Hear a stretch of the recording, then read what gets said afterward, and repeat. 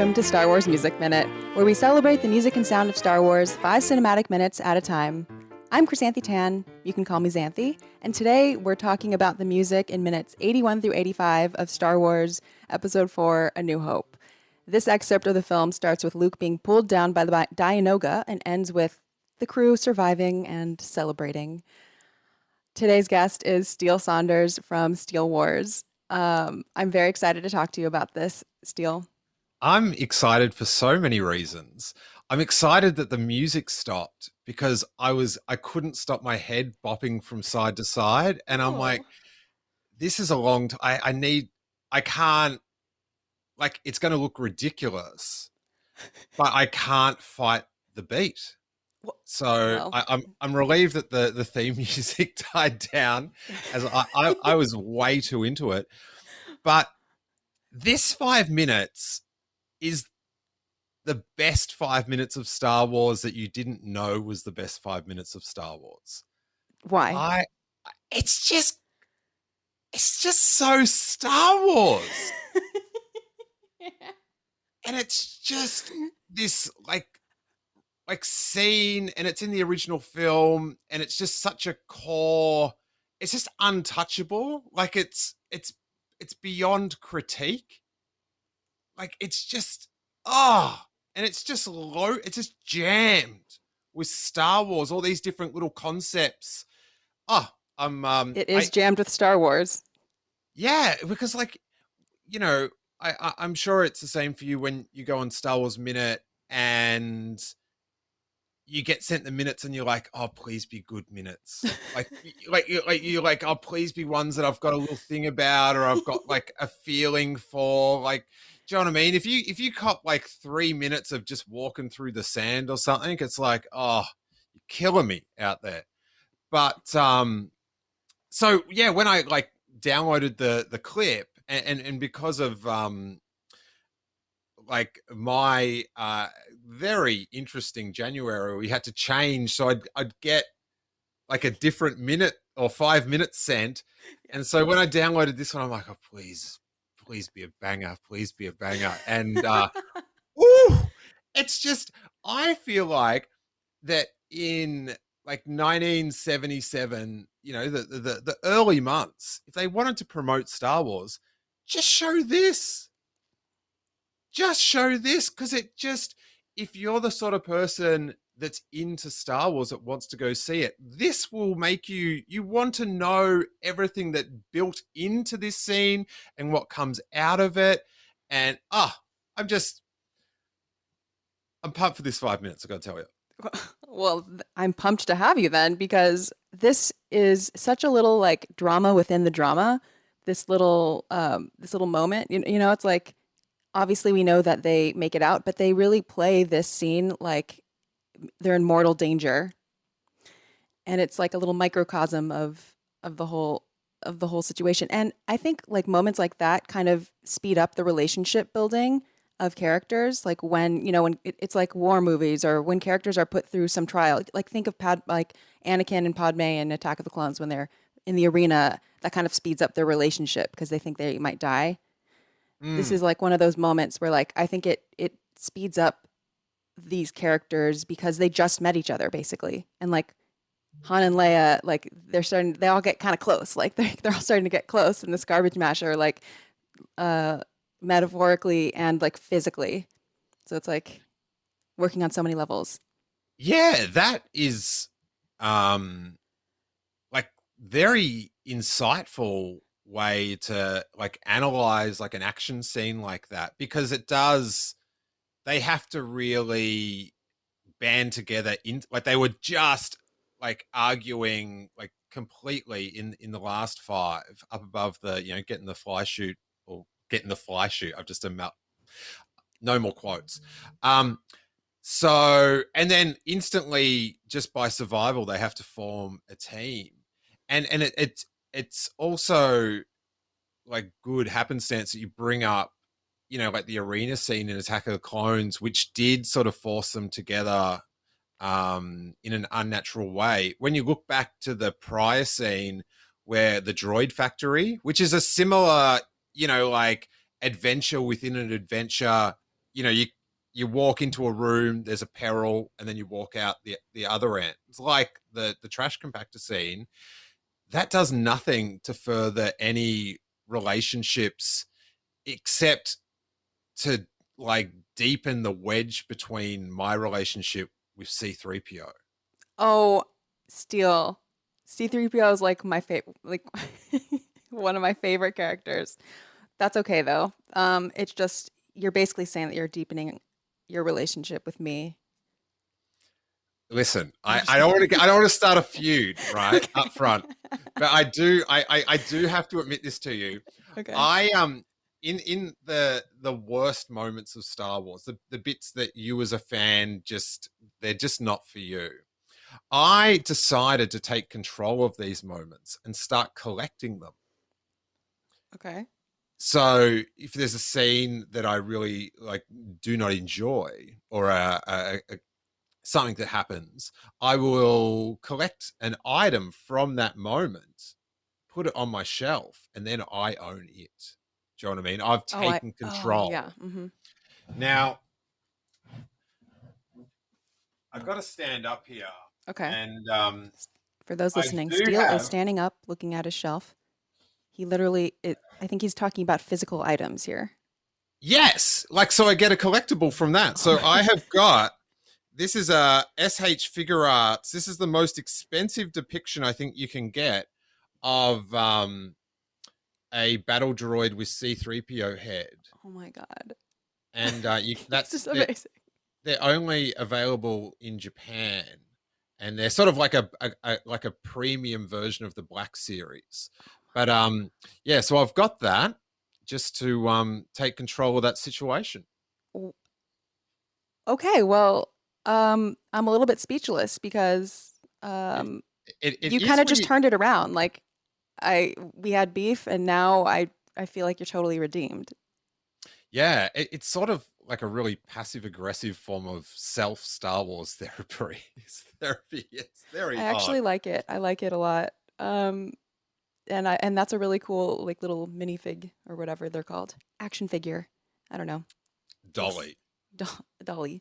Yeah, Dolly. Um, so back to the trash compactor, which you don't have a fig of because you love this. So nothing on your shelf for the trash compactor. I do, you've got the Stormtrooper, because that's the other thing. You can also collect the things that you really like as well. You True. know, got the You Luke can. Skywalker lightsaber up here. Yeah, So that's it's, okay. Yeah.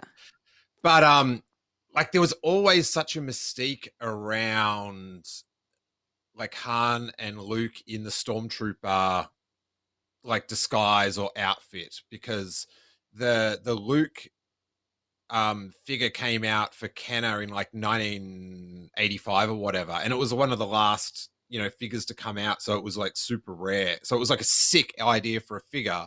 And then when they did the new ones, they did an exclusive Han in Stormtrooper with like some cereal or something. So there was always like a sort of like real coolness around the scene, because it was like they take off their helmets and then you can put them back on, and who Mm. doesn't like that? Come Mm-hmm. on. That's true. See, if I were to collect something from this scene, I think it would be the Dianoga, though. I love the Dianoga. I love that. I love that little eyeball. Is everything it's just like him being there, like it's so like, how did he get there? What is it? Do they know he's there? Did they like, was there something where they had to flush him down? Like there's just so much like there's so much Star Wars And does he little, get mashed? Do Dianogas get mashed up too? Like when the garbage? well, I think that's the thing which sort of adds to the intrigue, is the Dianoga knows the sound of the trash compactor starting, so he bails. Oh, like through the pipes or something. Yeah. Yeah, so that's what, like the trash, the irony, the very thing that saves Luke Skywalker is the next thing that tries to kill him. Oh my I've goodness. never even thought about that Wow, that's deep. till you've pressed me now. Now here's the thing. The trash compactor, the sound makes it. The sound makes the trash compactor. Hmm. It would just be a couple walls, three walls without the sound. Um, and the Dianoga, I think Well, let's listen to the beginning of these minutes, and listeners, keep an ear out for if you think you can hear when the Dianoga pops its little eyeball out.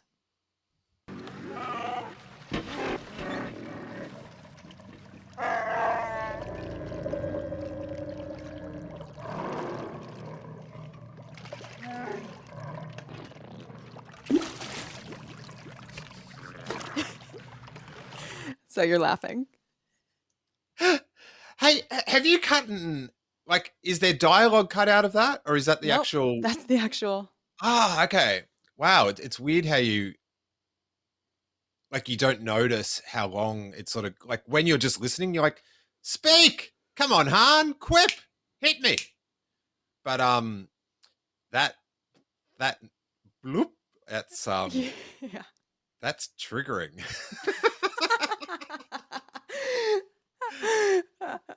I think it's see the funny thing about it is the little plop. It sounds kind of like first of all, it's such a specific sound. Like this whole thing is sound design. The entire Trash Compactor is just sound genius. It's just sound fun. Honestly, that's what it is. It's fun with sound.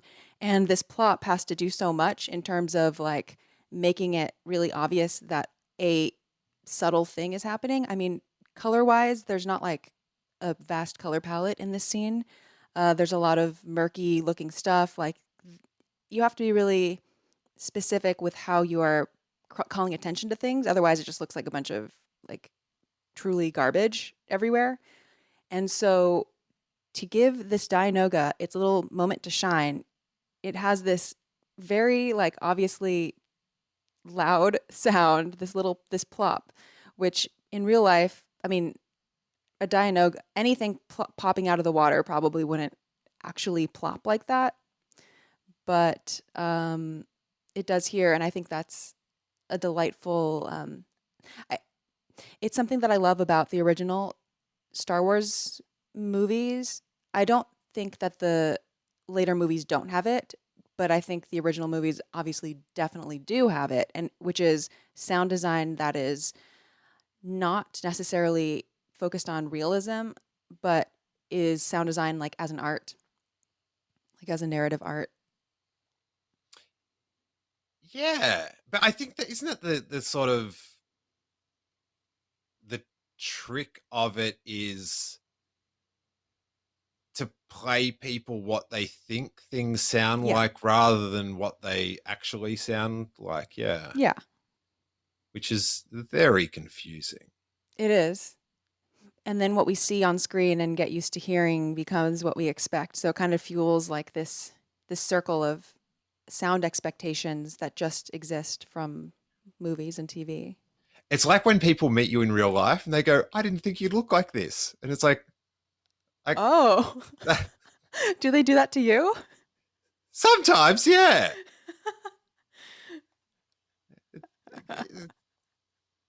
I haven't found a way to not take it like an insult yet, but I'm working on it. That's funny. Like from people who just listen to your podcast? Yeah, yeah. Oh, okay.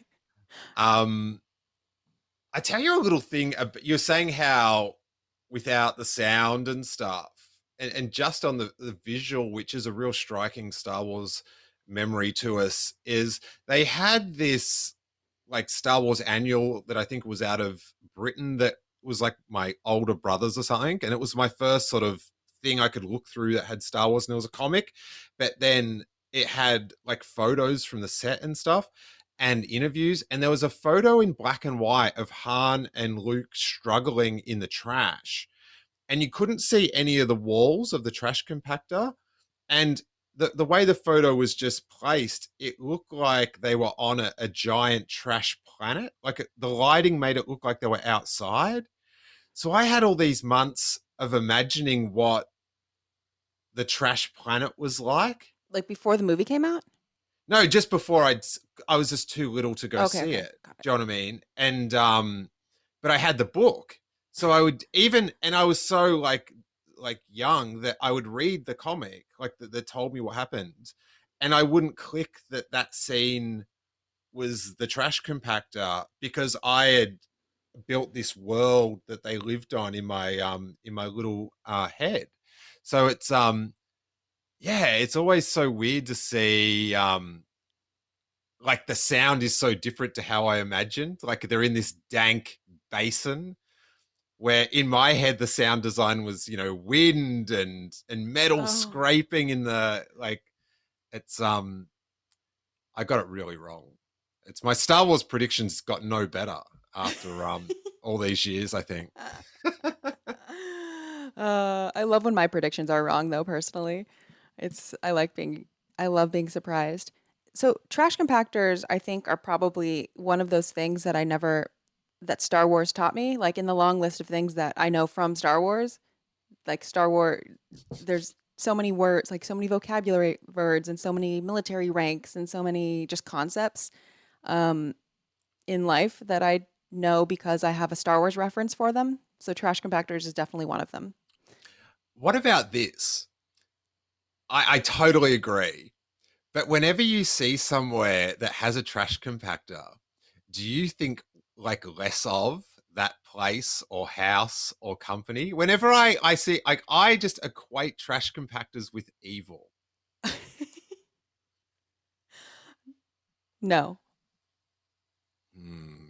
but I'm not really aware of going places with trash compactors. Like, I don't really know how that would come up. Like, do you, Like out the is this back an of a Australian thing? oh, yeah, we love trash and pass. Yeah, we will watch on No, TV. We like, is it, watch the trash compactor no, I mean, 7:30 like, do you go Sundays. to a lot of places where they have a trash compactor on site? Like, usually don't people just, doesn't like the truck just take the trash? Well, like bigger places, like Okay. department stores and stuff out the back have like, you know, they crush all the boxes and stuff. Oh, I see Yeah, big dumpsters in the back, but I've never seen the trash yeah. compactor. I also grew up skateboarding, so I probably saw a few more loading docks Okay, that's possible. than you, not to judge. Well, as a Um, musician, I've also seen a lot of loading docks, to be honest. I for okay. some reason musicians like often load well, we load on the loading dock a lot of the time. Well, maybe if you were doing a bit better in your career, you'd be Then at I would see trash places, compactors. you'd see trash compactors. You're doing You're right. stadiums, they're trashing, they're compacting. That's all they're doing. Well, goals, future goals, Okay. goals. Yeah, they're not, you know, compact and trash at the Virgil or somewhere like that. That's So, on the sound of on the topic of sound, well, actually, let's keep listening a little bit to get to some of the dialogue. So,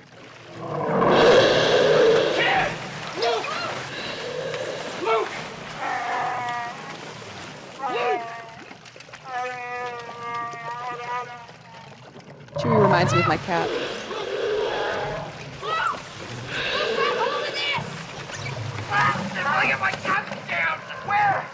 So, no music.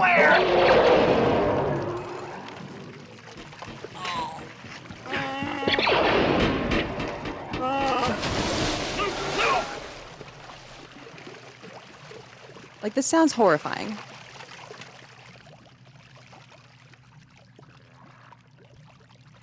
And this quiet part is scary.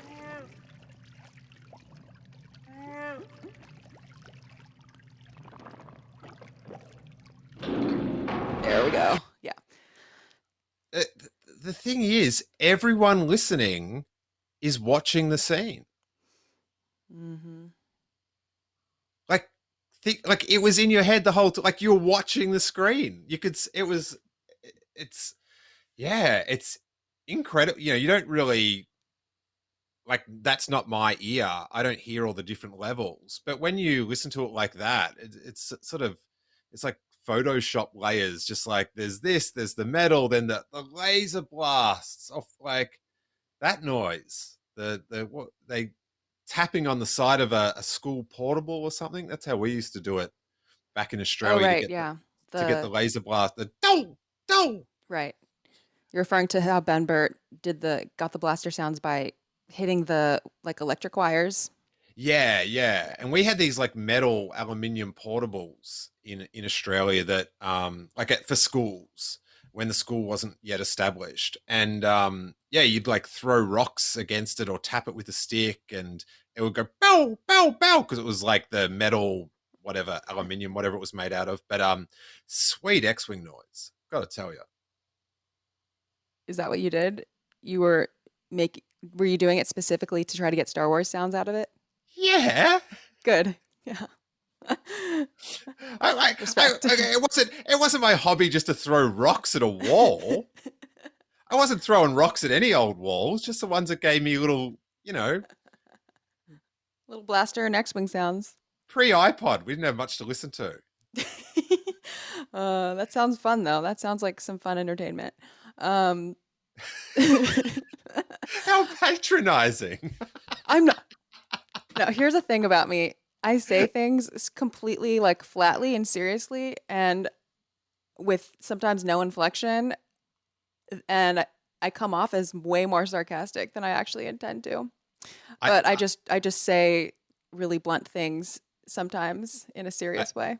I think I'm just more sensitive because quite often I edit in clips from the Australian episode of The Simpsons into my videos, and it's quite the episode, like, it makes fun of Americans' depiction of of Australia.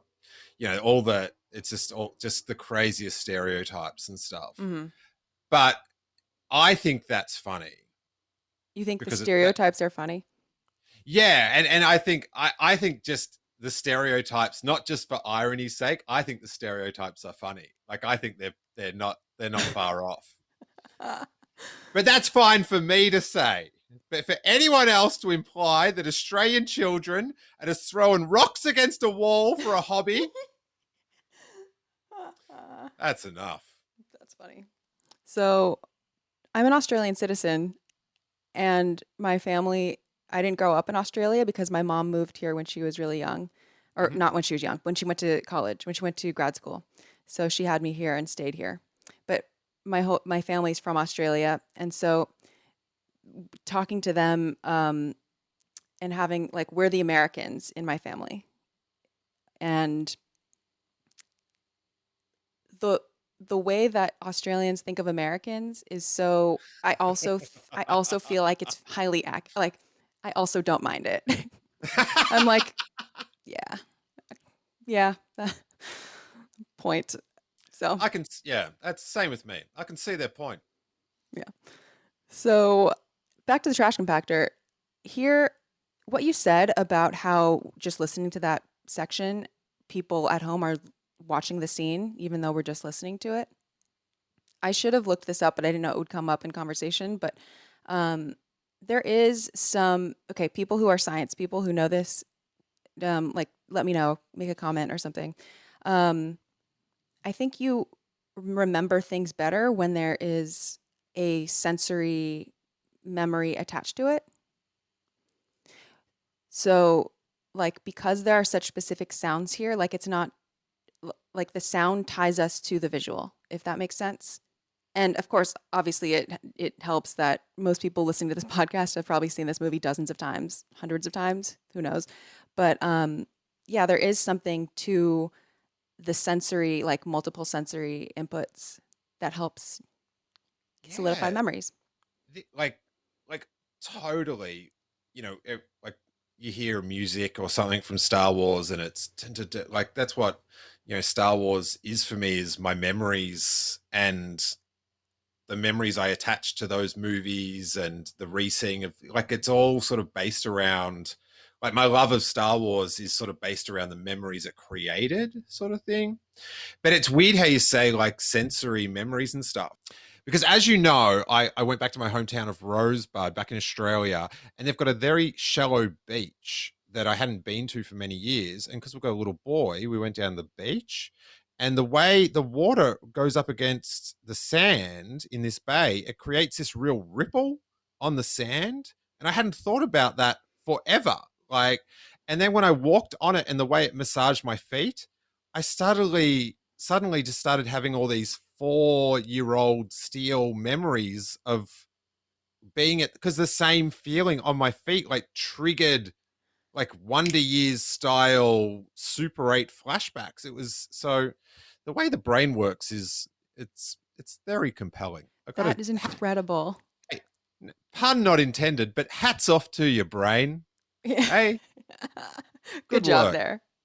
Good job. Keep it up. Um, yeah, that's like why I've heard some tips from people who do brain stuff, neuroscience people, that like studying with certain scent, like if you have like a rotation of scents or sounds or other sensory things while you're studying or something, it helps you remember the information better, which and also it's like why things like going on a walk while thinking about something, like if you're on a walk in a new place, thinking about something, you will you like might remember that better and you'll kind of remember that you were walking by these trees or something. Like it's wild how that Mm, happens. Like I yeah. get this sensation like when I listen to a lot of I'm always listening to something basically, whether it's music or like a podcast or an audiobook or something. So I'll go into certain I'll go to the grocery shop or I'll go walking in a certain place and as soon as I go into a place, I'll remember like last time I was here, I was listening to this part of the audiobook where this was happening and this was happening. Like I'll remember exactly what I was listening to and what was happening when I go into certain places. It's very weird. Yeah. My new thing is to remember someone's name is just to remember whose name they have the same name as. What about me?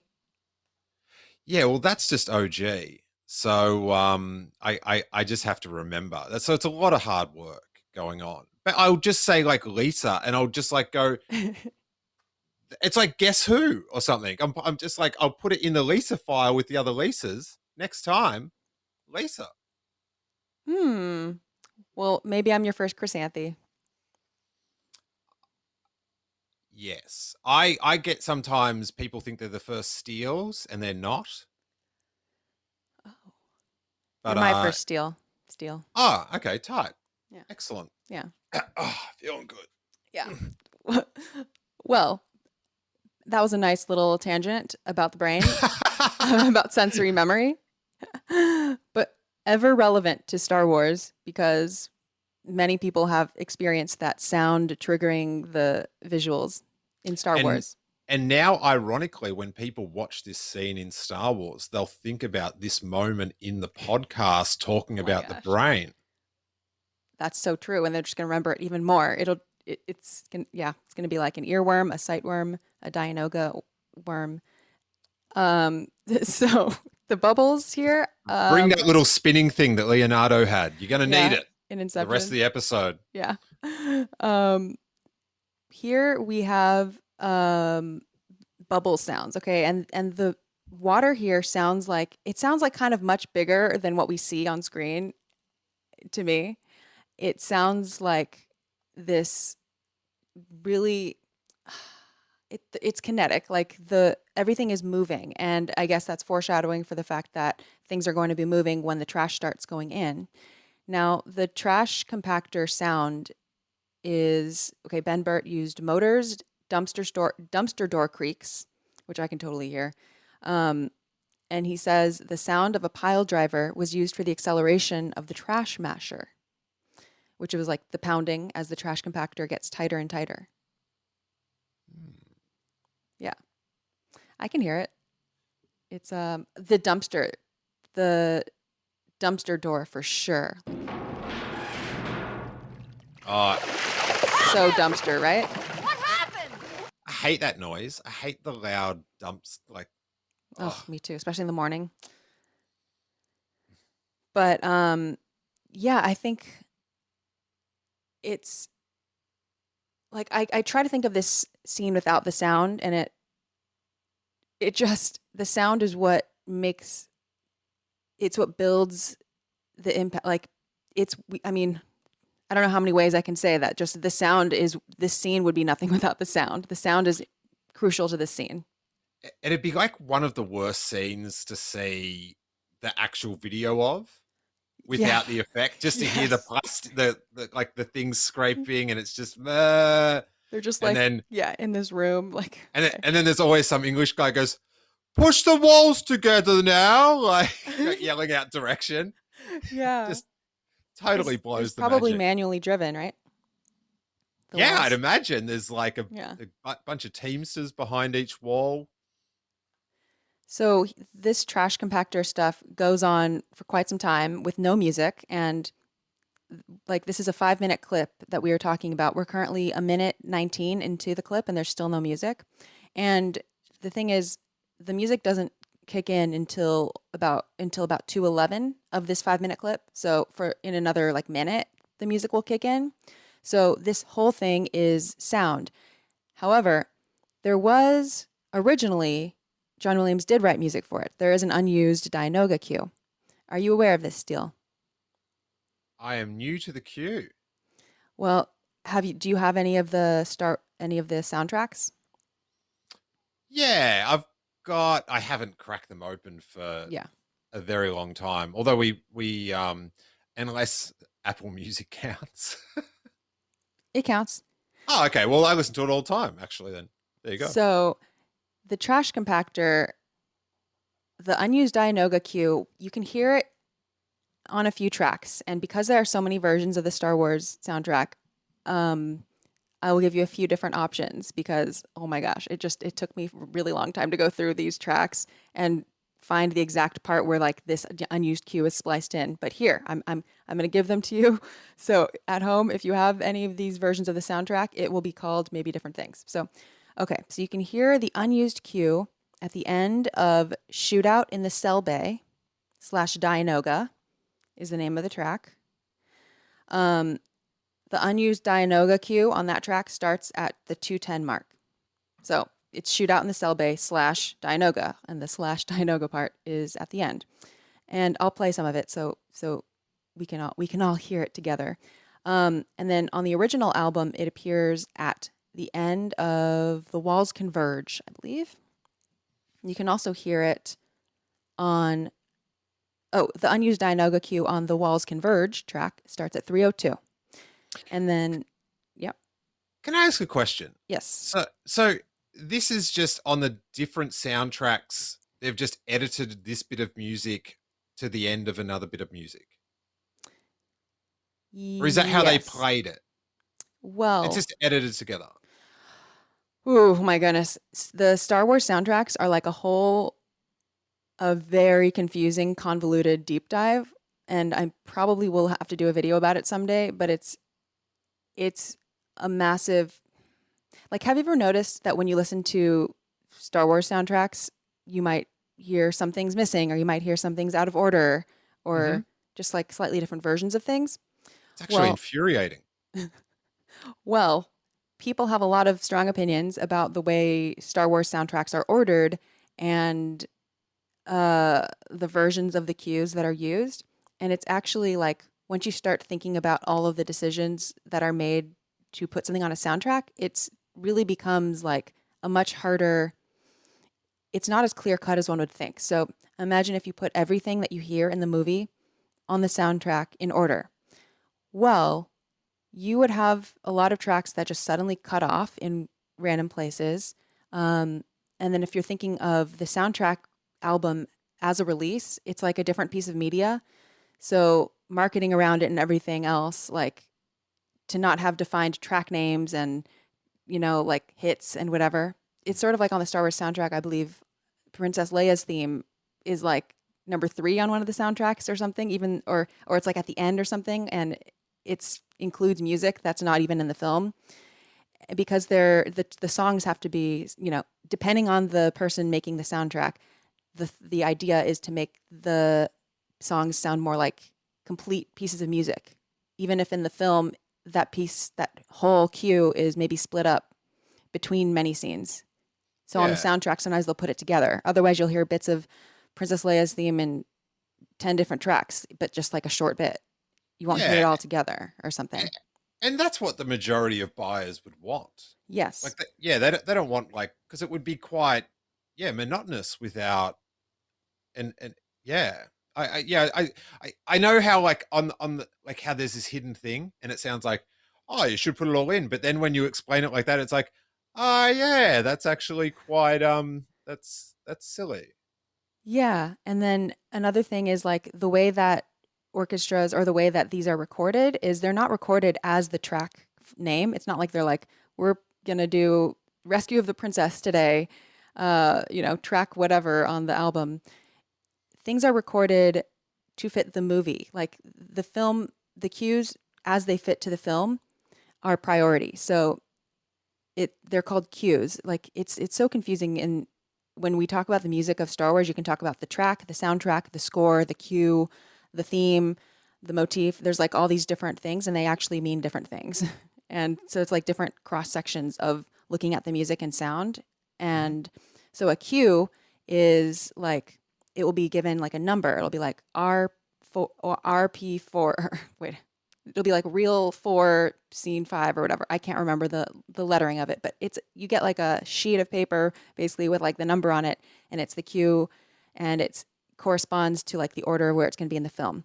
And that's how like composers will turn in music sometimes too, where it's like they'll they'll score like a bit of the film. It doesn't all happen like necessarily all at once. Sometimes they're doing things out of order. The orchestra will record out of order. Um, and then it's edited into the film. And then putting it together for the soundtrack can sometimes be completely a different process sometimes. Or sometimes, at least with John Williams, like we do know for sure, um, because I've had a couple people on the podcast who played on the soundtracks in the orchestra, and they'll say that like sometimes he records a separate version for the film and the soundtrack. Like he'll be like, because for the film version he has to conduct more to the tempo of what the scene needs, whereas emotionally he might actually prefer to take more time at a certain place, or he might prefer a slightly different interpretation, and that's what he would prefer for the soundtrack if it didn't have to stay in time for the film. So he will sometimes do like the same thing and be like, now we're going to record it the same thing, but for the soundtrack version. And he's specific, and it's a John Williams choice to do it differently Yeah, and sometimes. I guess in that he maintains his creative control over it, and he's not dependent on other people's selections, or it's just mainly the tempo thing that he can do it how he wants.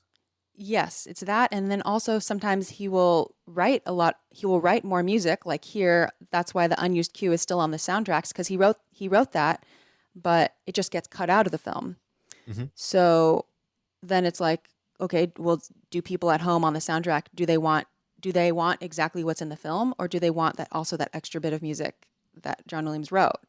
Some people would have one answer, and some would have the other. It just depends on like the needs that you have. Some people would prefer to hear, on one hand, like one cut of the music would preference like the director. The other cut would be like the composer's cut, like so there are just all these different interests to balance. And that's why in making a film and making a soundtrack or a piece of musical media that stems from the original context being in a film, it's really hard to balance the different needs and desires of people, different Yeah. interests. Wow. That's Yeah. yeah, I had no idea. You just don't even think about such like matters. Yeah. I you just think they're not putting it all in. How dare they? And here's another thing. When music is mixed, because that's also something that has to happen. Like the music will be, I mean, by mixing, I mean like balancing the frequencies, Mhm. like, whatever, making the music sound good. When you're mixing it for the album, that is like you want the music to sound good. Like you're mixing the music. When you're mixing the audio of a film, which includes the music and the sound effects and the dialogue and all these other things, you are balancing everything. So music might not always be the priority. So the music that you hear in the film might have like the low end cut out of it, or it might have like certain frequencies, notch filtered out, or it might have like certain parts of it, automated in different ways to leave space for the frequency band that the dialogue occupies, or that like the sound effects go, or there just might be little like weird cuts in it because you're balancing all these other things. And so in the context of the movie, the music might work better when it's a little bit butchered, or a little bit filtered through something, or just a little bit, you know? And so, again, if we go back to like, well, do people want exactly what the music is on the soundtrack, or on the film, in the film? or do they want it optimized for the like auditory only, like the music only medium? I personally don't think I would want to hear like super filtered, like soft music that has just space for dialogue that's not there.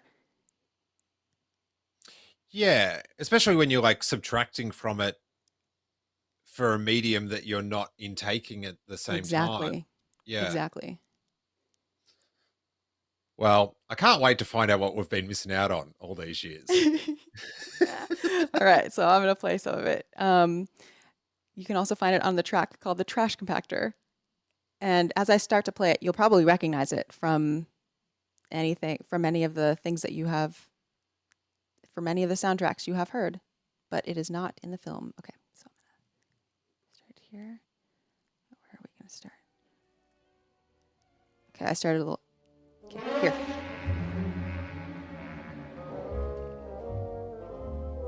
So this is supposed to go at the beginning of the trash compactor scene. And these little bits.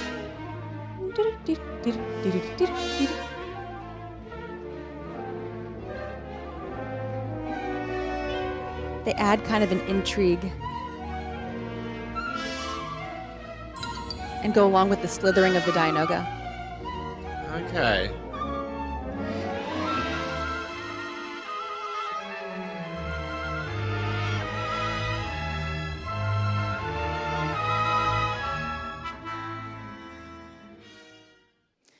So, I mean, it sounds like it Oh, fits there.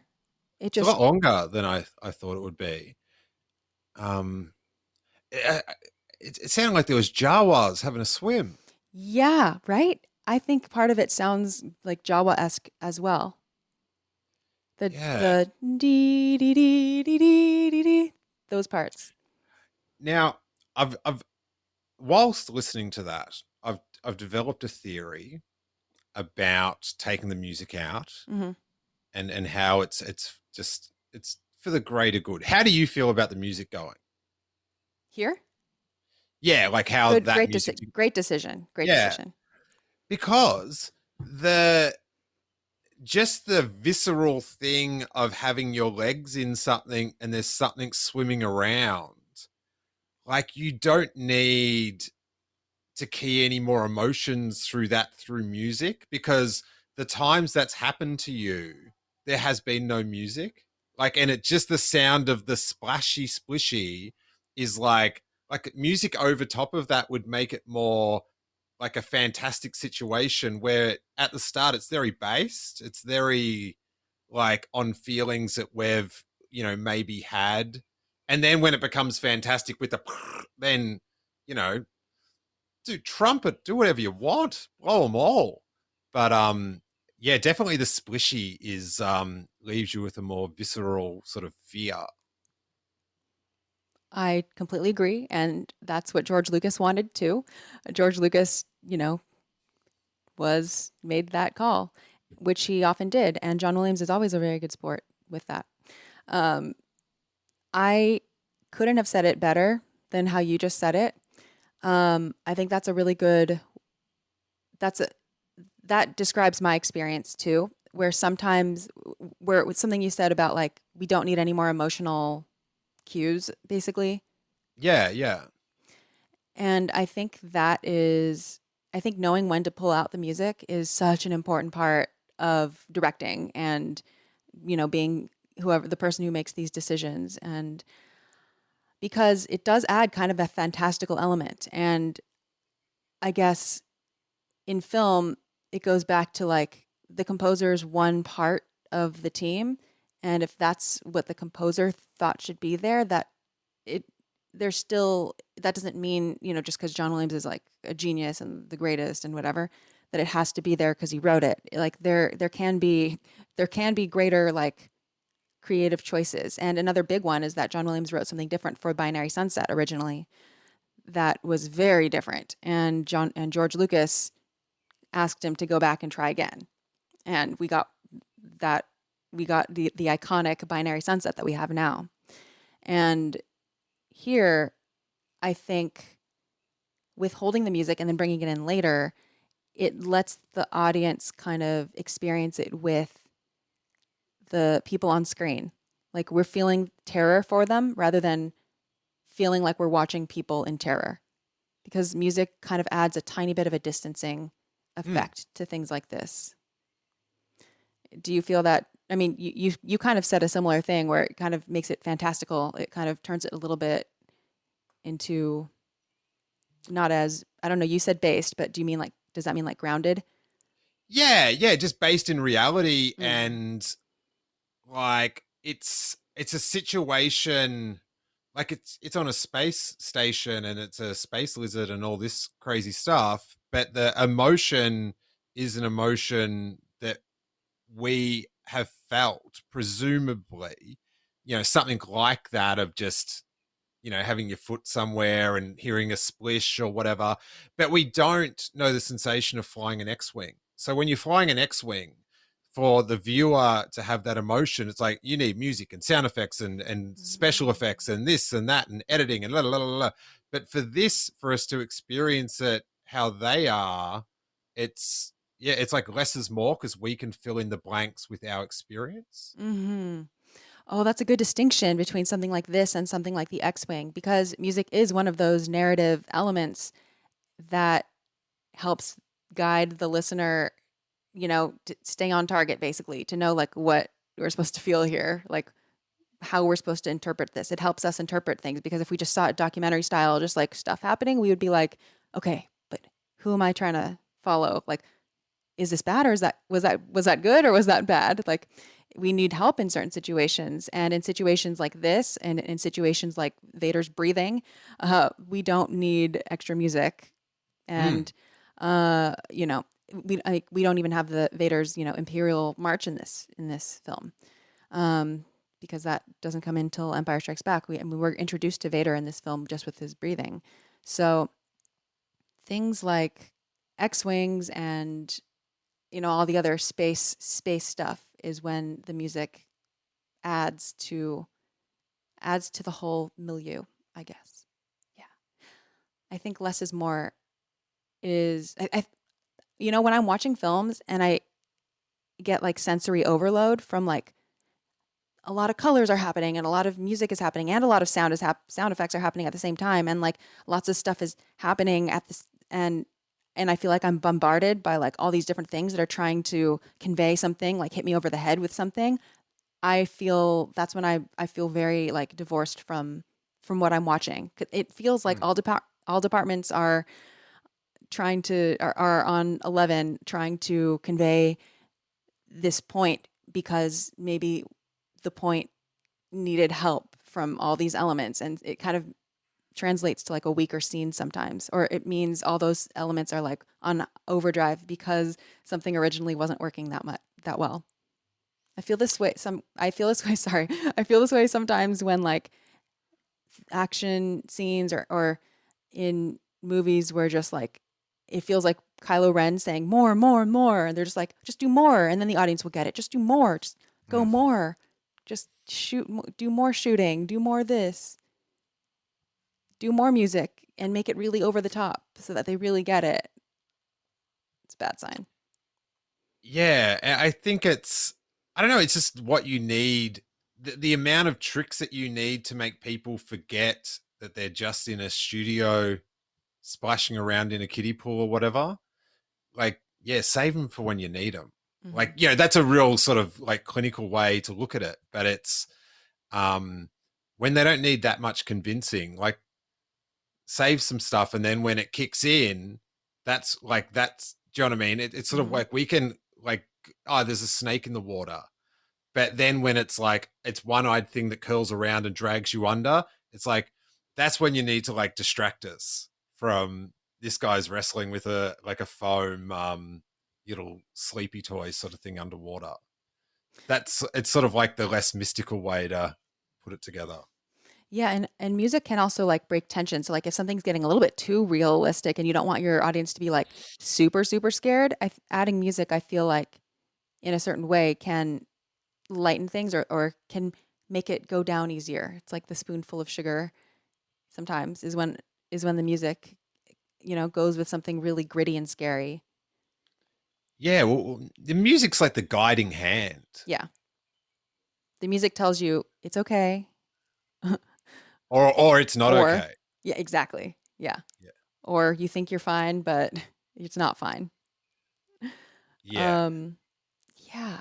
I'm I think a lot about like the role that sound plays and just the different sensory elements in films play when it comes to getting our emotions heightened and then giving us a little bit of relaxation because in such a long piece of media, I mean, I think even like a TV show has a similar thing. Like you have to go through an arc and you can't be up the entire time. You have to have some points where you're like down so that you can then appreciate the next time it goes up. And having like it's a pet peeve when things are just too loud and big and overstimulating the whole time because it's then I can't appreciate any of the highs because the whole thing that's the new set point is now just this really heightened state. Yeah, well, it's the same for anything. Like I essentially don't like when it rains. But in LA, I'm just like, oh, Mm. let it rain. Just because it's just like Because it's so it's rare. yeah, and it's just a balance of you don't you want to go on that sort of emotional journey and have the lows emphasize the highs and vice versa. It's the trudging mediums that will do you Mm-hmm. in. Mm-hmm. And monotony. Yes. Yeah, that range is so key. Um, so here we have this high pitched thing starts to happen. And it reminds me, here, we're about here. So do you hear those squeaking? It's awful. Wait.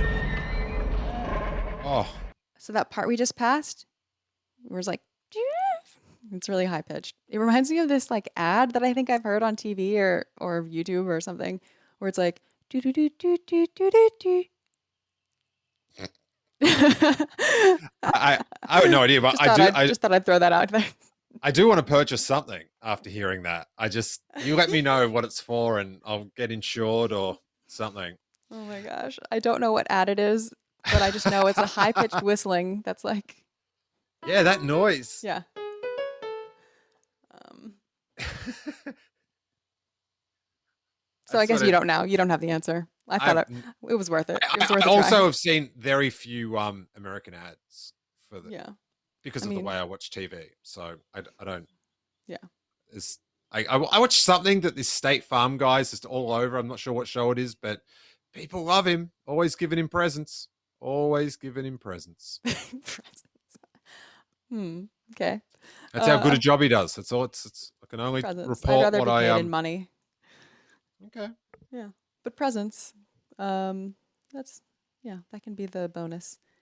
So these high-pitched whistlings start and again, we have no part of the score here. It's just still sound design. But the whistling is so like it's almost like melodic there. It almost like kind of trips me out. Like, is that a really high piccolo? Is that like supposed to be some sort of music there? But no, it's just the whistling of the trash. It's it's a very bizarre noise to where at some points it does sound like a musical instrument and other Mm-hmm. times it just sounds like recorded scraping. So Mm-hmm. it's sort of it doesn't let you know good things are about to happen. I will No, say that. no, it's yeah, squeaking, metal, pounding. That's not something I want to hear in my daily life. Unless I'm playing at a stadium because I've really made it in my music career. So we're about to get to our first bit of music. And so I'm going to play it before telling you how it comes in. 3PO! Come in, 3PO! 3PO! Where could he be?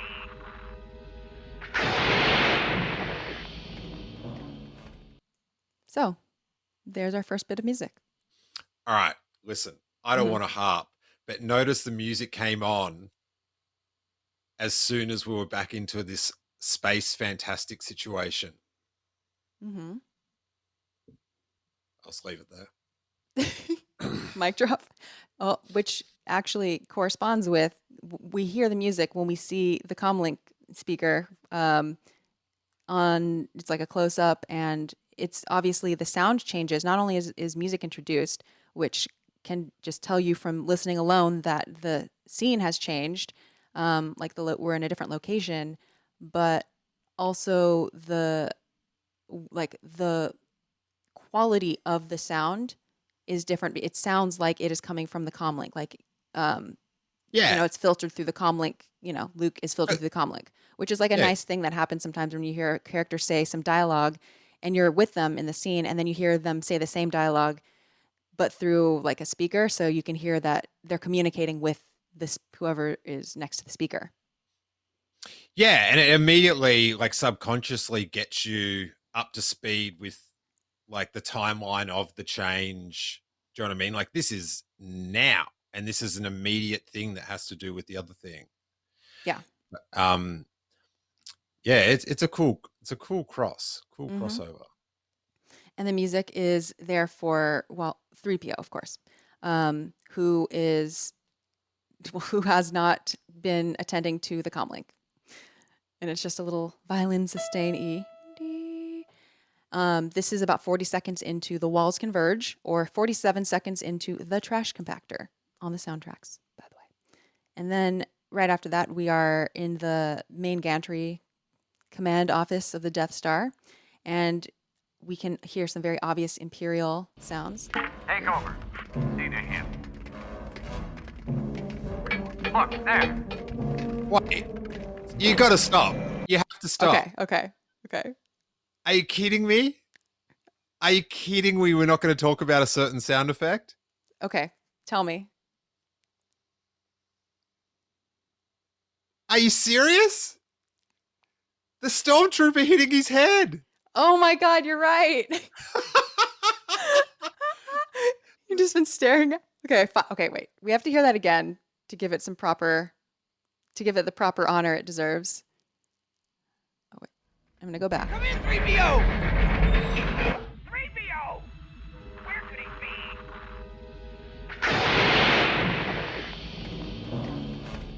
Take over. See to him. Look, there. That's one of those things I wasn't even aware of until in the last maybe 5 years. Oh, wow. Because when I was watching the clip the first time, and I'm like, oh, we talked about the Trash Compactor. And then when that happened, I'm like, oh, that's all we're talking about. Okay, so for those... But then when I finished the scene, I'm like, well, that is one of the best 5 minutes of Star Wars ever. But yes, please explain. I love that. So Steele is referring to this part in the film where one of the stormtroopers, like an extra, basically hits his head on the top of the door frame, right? And it was a mistake, it seems. It seems that it was just, it happened, but he has become sort of a cult favorite, would you say? Just a symbol. A symbol. Of anyone can get onto Star Wars and do their thing. But it's, I don't know, I have such a affinity for it because I learned about it like in the mid-90s, and I was doing this little like punk rock Star Wars theme fanzine, and I went to the guy Shane Morrissey that ran the Star Wars fan club in Australia called Star Walking, and I interviewed him for my fanzine. And I didn't have any other I didn't have like Star Wars friends that were like that had more stuff than me or were into. They were all like, if we want to talk about Star Wars, we'll talk about the Steel. But they weren't. Do you know what I mean? Yeah. Yeah, I think a lot of us. Hear me. I was that person as a kid too. Yeah. And so this is pre-internet, and so I went to this like super fan's house that, because he ran the fan club, he had all this like just awesome stuff, and he had a bit of the Death Star that the fan club had been gifted from Lucasfilm, and I'm just like losing my, this is Disneyland for me at this guy's house in suburbia. And then in passing, he mentions the stormtrooper hitting his head, and I'm like, "What? What did you say?" And he goes, "You don't know about it?" And I'm like, "No." And so we fast forwarded through the movie on VHS, and he showed it to me, and I was like, I just couldn't believe that there was this thing happening in Star Wars that I'd missed, because it was at a time when you just had those 3 movies, so you were just milking it for everything. So for the next 2 years, that was the first thing I told most people I knew, because no one knew it. Like, it was like this, and we're, yeah, come, I've got the tape, let's watch. Like, I got home that day and rang people. Like, it was because we just needed something to new. So I love the Headbanging Stormtrooper. Oh my Yeah. God, I'm so glad you got that part. I don't think anyone could have matched your enthusiasm for it. It's special. And you know, there's like debate over, like, there's arguments in the original Stormtrooper community over who it was. Like, Do multiple people claim it? yeah, it's crazy. And I don't know if one of them maybe has passed since, which blurs the lines, but there's this guy, Jamie Strangholm. He's English, and he's interviewed a lot of actors on his YouTube. He's a really good guy, like a lot of Star Wars actors. And he was doing a little documentary trying to like work out who was the true headbanging stormtrooper. So it is I think, you know, it's cherished for me because it was just, that was a year's worth of Star Wars excitement in the 90s. That's, well, then he deserves the respect. And I hope that his head is okay after that. I don't know how good Death Star healthcare is. Oh, but you know, I'm just going to just be an angry fanboy now, right? Are you ready? Okay. Then in Attack of the Clones, Jango Fett banged his head against the Slave One door as a tribute, because the clones are derived from Jango, right? And that's all cool. I'm cool with that. But here we go. Here we go. By the time of Star Wars: A New Hope, the clones have been phased out. Yeah, it's not a clone. So it's just a loop of fury over that one. If you want to if you're clinging to the canon a little too tightly. Well, there might still be some lingering. Well, that's what we've got to. Yeah. That's the only way we can sleep at night, essentially. It's the last clone, and the head bang proves it, that he was the last clone. Yeah. We solved it. We did. Good job. Nice. Yeah. So, other than that, the other things that we hear that are pretty exciting are the Imperial. No, nothing. Nothing. That's okay. This is the thing. This is why I'm going on about it, right? Okay. It's because, like, these movies are like so good and they're so fun and there's so much joy to be derived from it. And when something little, like a guy tapping his head in the background, can just be talked about and laughed about and have movies, you know, like things made about it and references, like when, like, just that tiny spick of a thing can like expand into so much like joy and stuff. Like, that's so it's just so like, it's just magic. I think it's just like, just the power of like enthusiasm around media can like, it's so silly, but yet it's brought happiness to so many. Well, I have a question. Do you think that moments like that are mainly attributed to fans, like maybe the initial fans who make it a thing, who like make it cool? Or do you think it is something about the way the film is made that puts in stuff like that? Like, what do you think makes moments like that happen? I think it's both. I think it's yin and yang, because this one is obviously just a mess up, but a lot of the things, like the background things, is because they just added so much depth to the background that there's so much to work with for over the years for us to come up with little Easter eggs.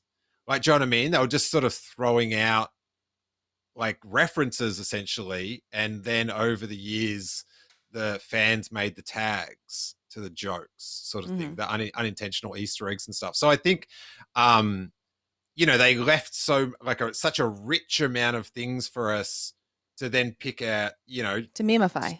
Yeah, in don't cheapen it. Oh no, I don't think memes.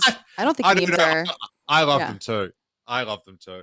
But so I think it works in hand. But I love like even like the Anakin Sand stuff in Attack of the Clones. Like it's where the first night was just like, don't say anything else for the rest of the film.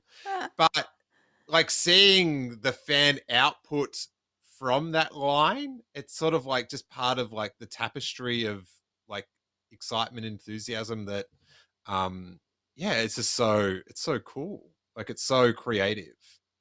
Yeah, none of these, like no media exists in a complete bubble. Like the cultural response ends up becoming part of it. So here I have so many thoughts about memes, but I'm going to save them for now. But I'm really fascinated by how like just details in media get perpetuated and become beloved in different ways, and then become transformed and then used again. And I think it's fascinating. And when I talk about memes, I don't mean just like what we think of as an internet meme now. I mean like something like that I consider a meme as well. There are even musical memes, and so stuff like that. So here we have the Imperials motif. Do do do do do do do do do do, which is what we have in this film before the Imperial March. How do you feel about the Imperials music in this film? It's just synonymous with boots on shiny floor going fast in a hurry. Do you know what I mean? Yeah, I Like was totally noticing that too. When you were just like sort of like beatboxing it or like acapellaing it, I was just seeing shiny boots on shiny floor in different directions from angles and stuff. See, to me, I hear the boot steps, and it's like the sound of little, like, I don't know, they sound like a lot tinnier than I would expect. Like, I don't know, like the costume pieces, like.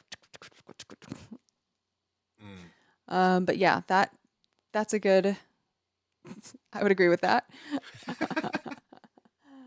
A trooper pushes a button, and the supply cabinet door slides open. This is what the screenplay says. 3PO and R2 are inside. R2 follows his bronze companion out of the office. And we continue to hear the Imperials motif, but it goes up. I'll play that. So. Look, there. They're madmen. They're heading for the prison level. Now we're going to hear it again, but it's going to go up. Follow me. You stand guard. So what I mean by it goes up is like originally it's.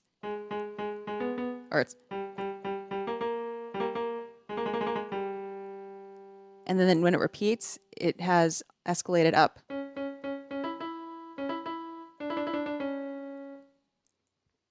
That's it's just doing what our heart's doing. Yeah. It's a common musical technique to repeat something and, either make it ascend to match, an ascending action, or to make it descend, sometimes to physically mirror like something dropping on screen or something like that. So that's a little detail.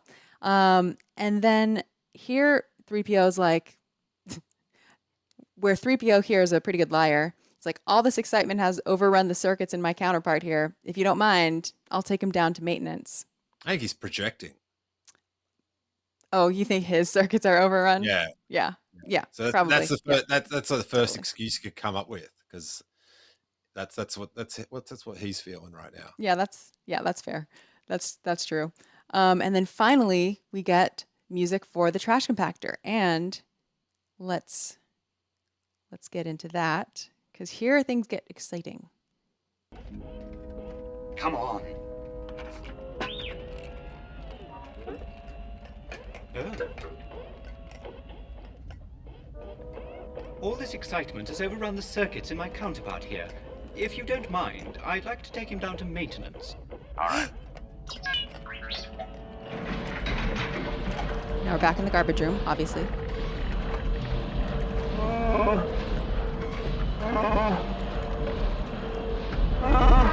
Revio! Come in, 3PO! 3PO! Get on top! Can't! Where could he be? 3PO! 3PO, will you come in? They aren't here.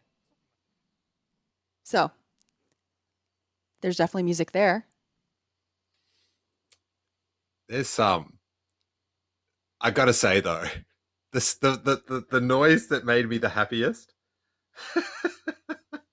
was when C-3PO is walking out and he sees the stormtrooper left there on guard, and he goes, "Oh, that is something about that noise." I want to. You're picking up on some delightful details, Steele. It's just such a good drop. It's like, oh. I think you like C-3PO more than you realize. I actually do, but he just he's got to be careful who's writing for him, I feel like. Yeah. Interesting. So here we have some violin squeals. It's not pretty music. I mean, I think it's pretty, but it's not meant to be like a picture of serenity here. The way that I can best describe this is like the violin is doing like high-pitched, fast rips. Rips is not a technical term, but it is a term that violinists will use when they mean stuff like this. It's like,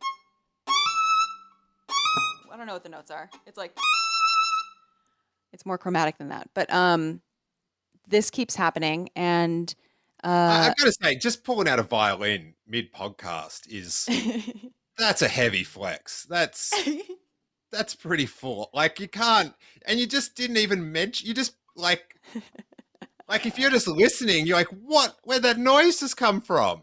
You just it just appeared, and then you play. That's wow. Well, thank you. This is like, I'm just standing here. I'm just drinking a coffee, and you've been playing instruments the whole. It's very. I feel very underwhelming. I can assure you that you're not. Okay. So the mashers here, to me, it makes this sound like a metal concert, because the mashers are like they're like the beat. Here, I'll play. Let me play it again. Play that again. Okay.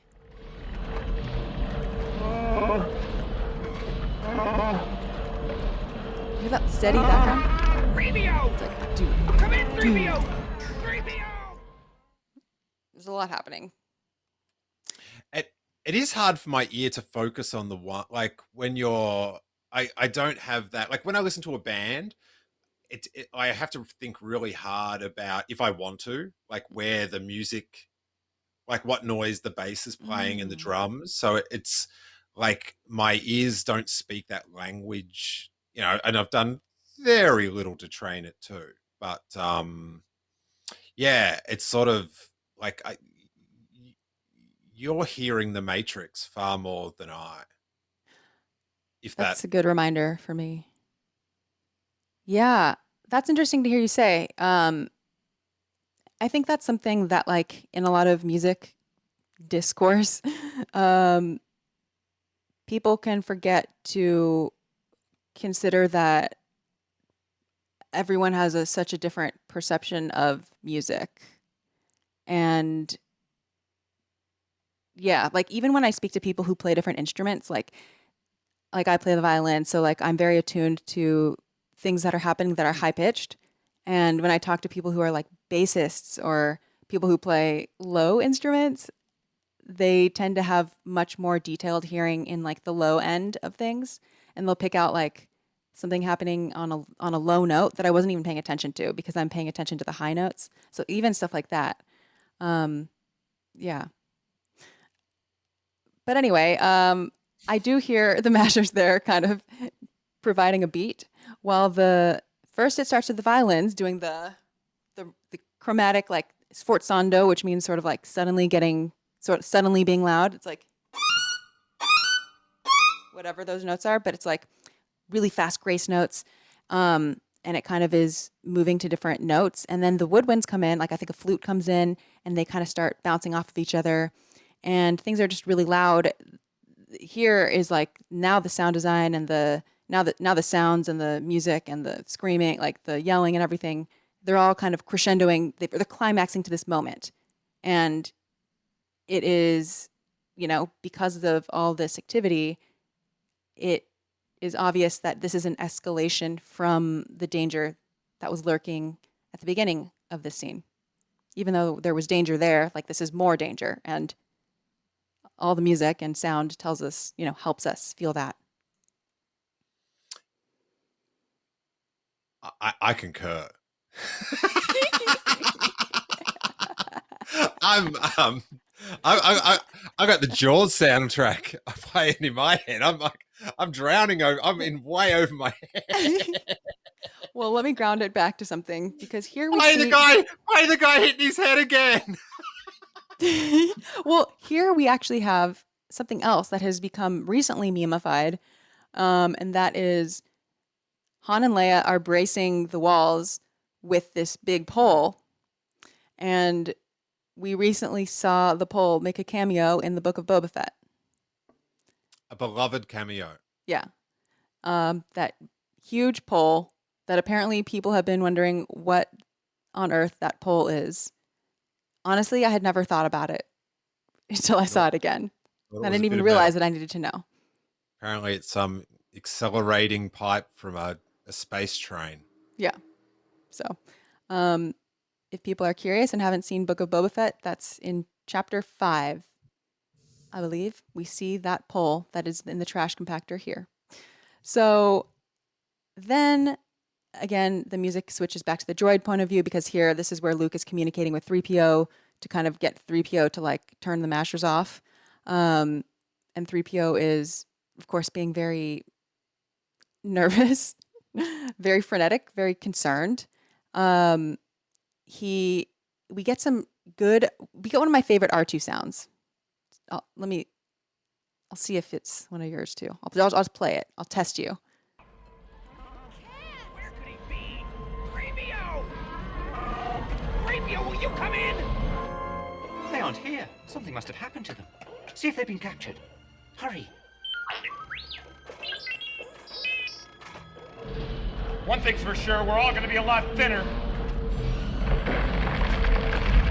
Get on top of it! I'm trying!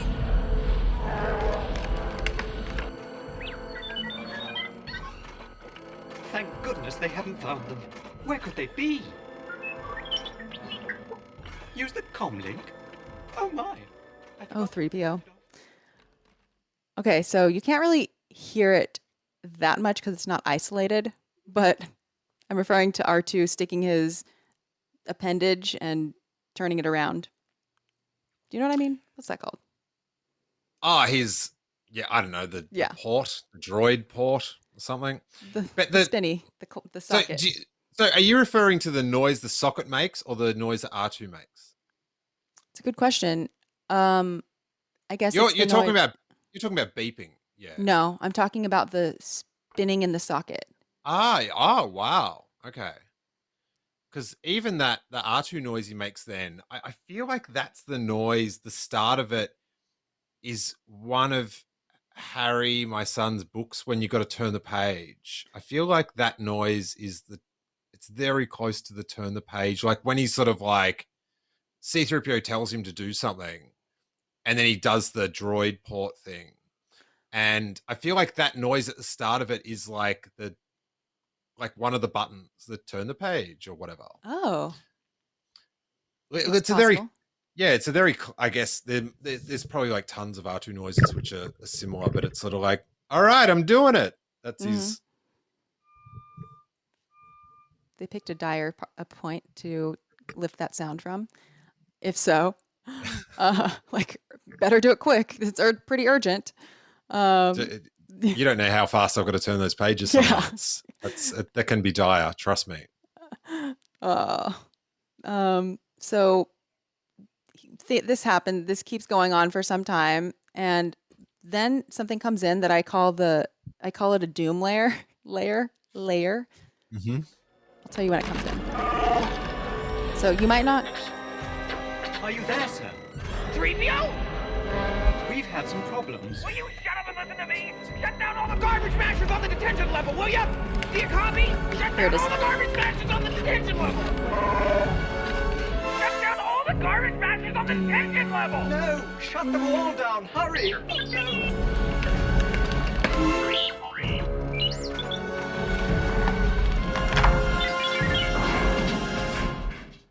Oh, it's so good. Okay, I'll explain what I mean. Could you hear it? Yeah, it's sort of got like shades of like Raiders of the Lost Ark, or there's some like I don't know. It's a similar sort of, but it's very high adventure danger. Like Mm. that part. That's what I'm talking about. And Yeah, that's what you're referring to? Yeah. Yeah, it really does. And before, like all the other parts of the music, like there's a lot of fast things happening in the music, like that, you know, that fast squeal. And then here, where it's just like a layer of doom, where it's like it's slower. It's also sort of starting on a tritone. It goes, and it really calls attention in an anchoring way to the music here. And at the end, the note changes when they resolve the situation. Like when the masher stops, you know, it stops oscillating from C, F sharp, E, F sharp, C, F sharp, E, and then it goes F sharp, F.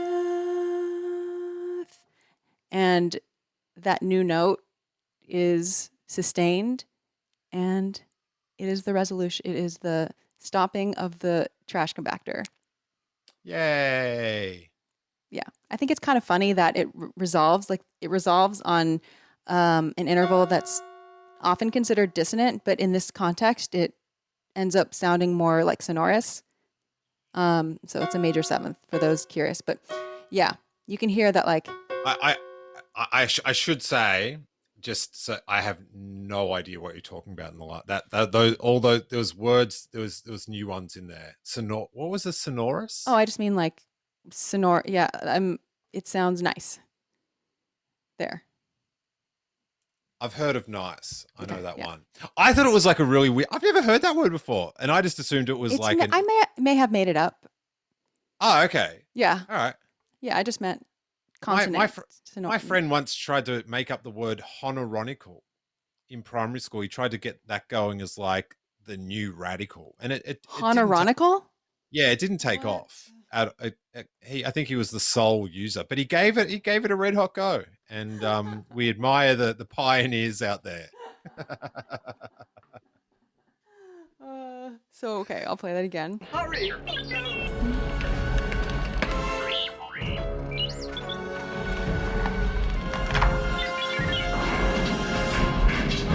So I was talking about that final note. Like you can tell it's the last.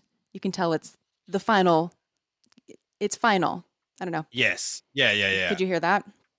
Yeah, it is incredible when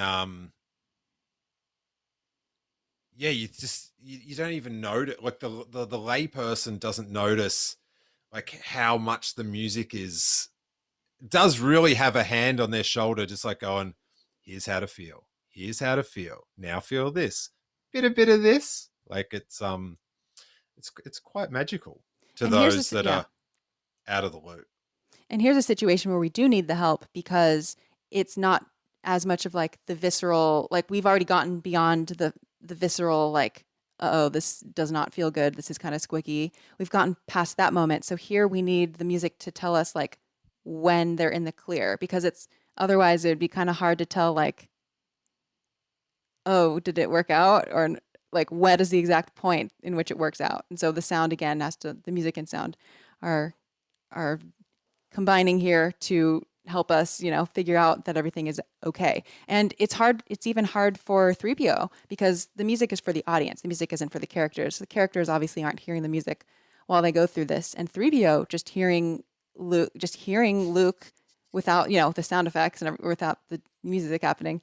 3PO doesn't even understand how to interpret what is going on. He's like, listen to them. They're dying. When I was little, I found that so frustrating. He's like, they're okay. Chill out. Every Saturday afternoon, that would get me. Curse Chill my out. metal body. I wasn't fast enough. It's all my fault. My poor master. So frustrating. And then Luke's like, we're all right. You did great. And a little celebration.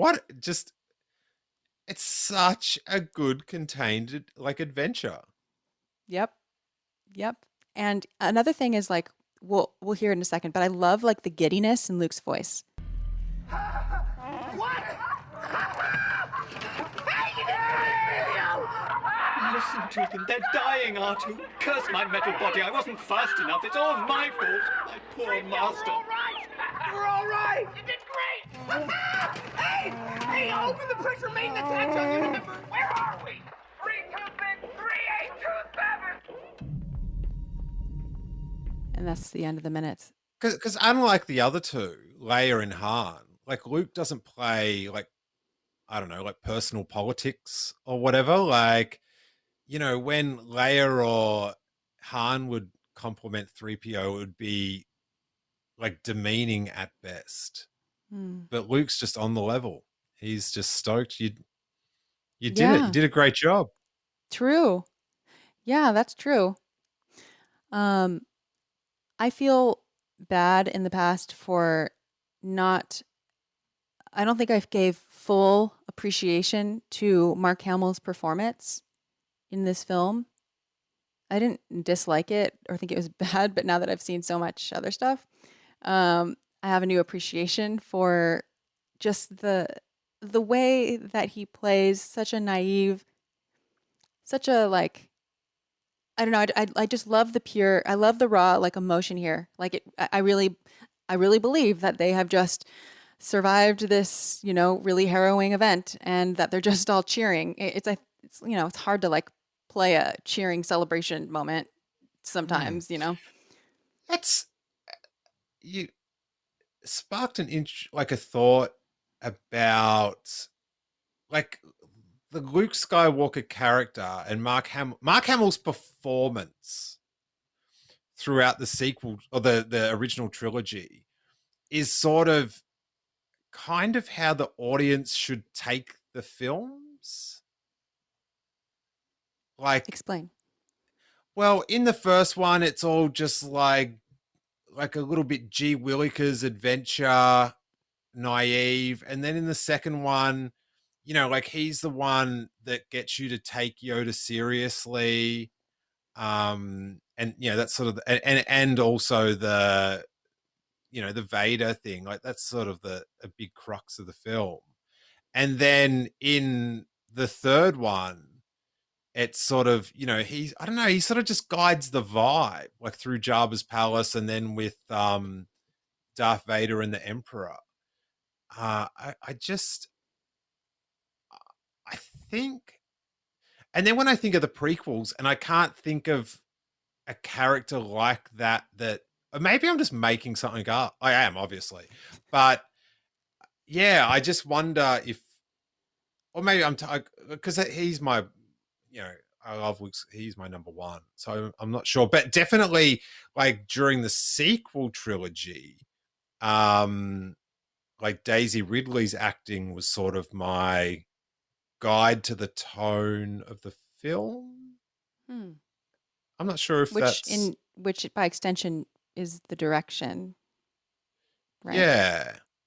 But then in the prequels, I don't have I like can't think about the prequels logically because I grew up with them. And so I love them. And so any thoughts that I have to justify them are kind of ultimately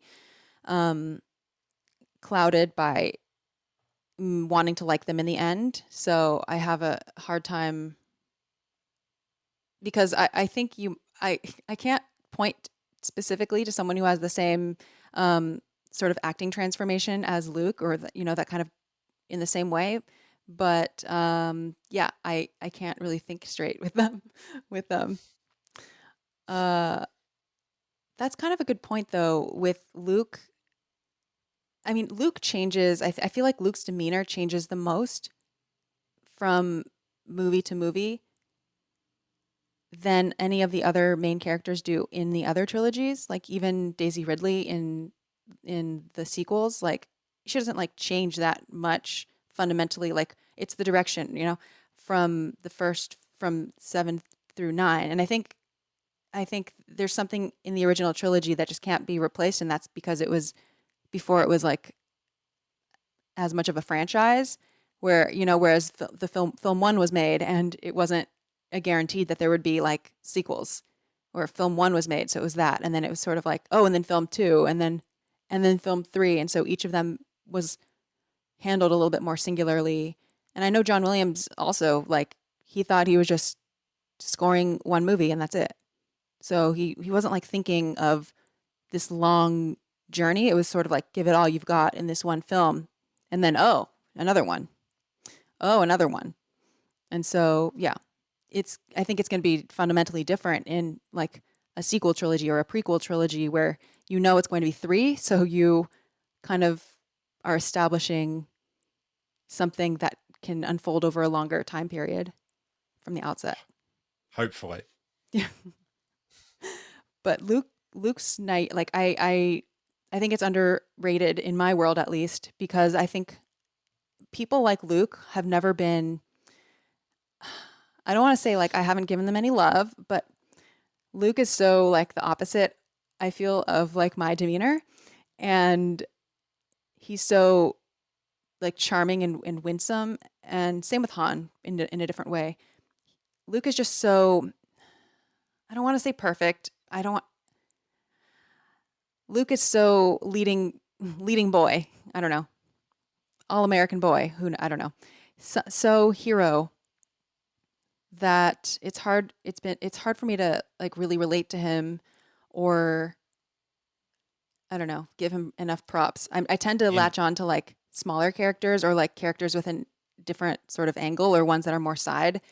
But now I appreciate Luke so much here.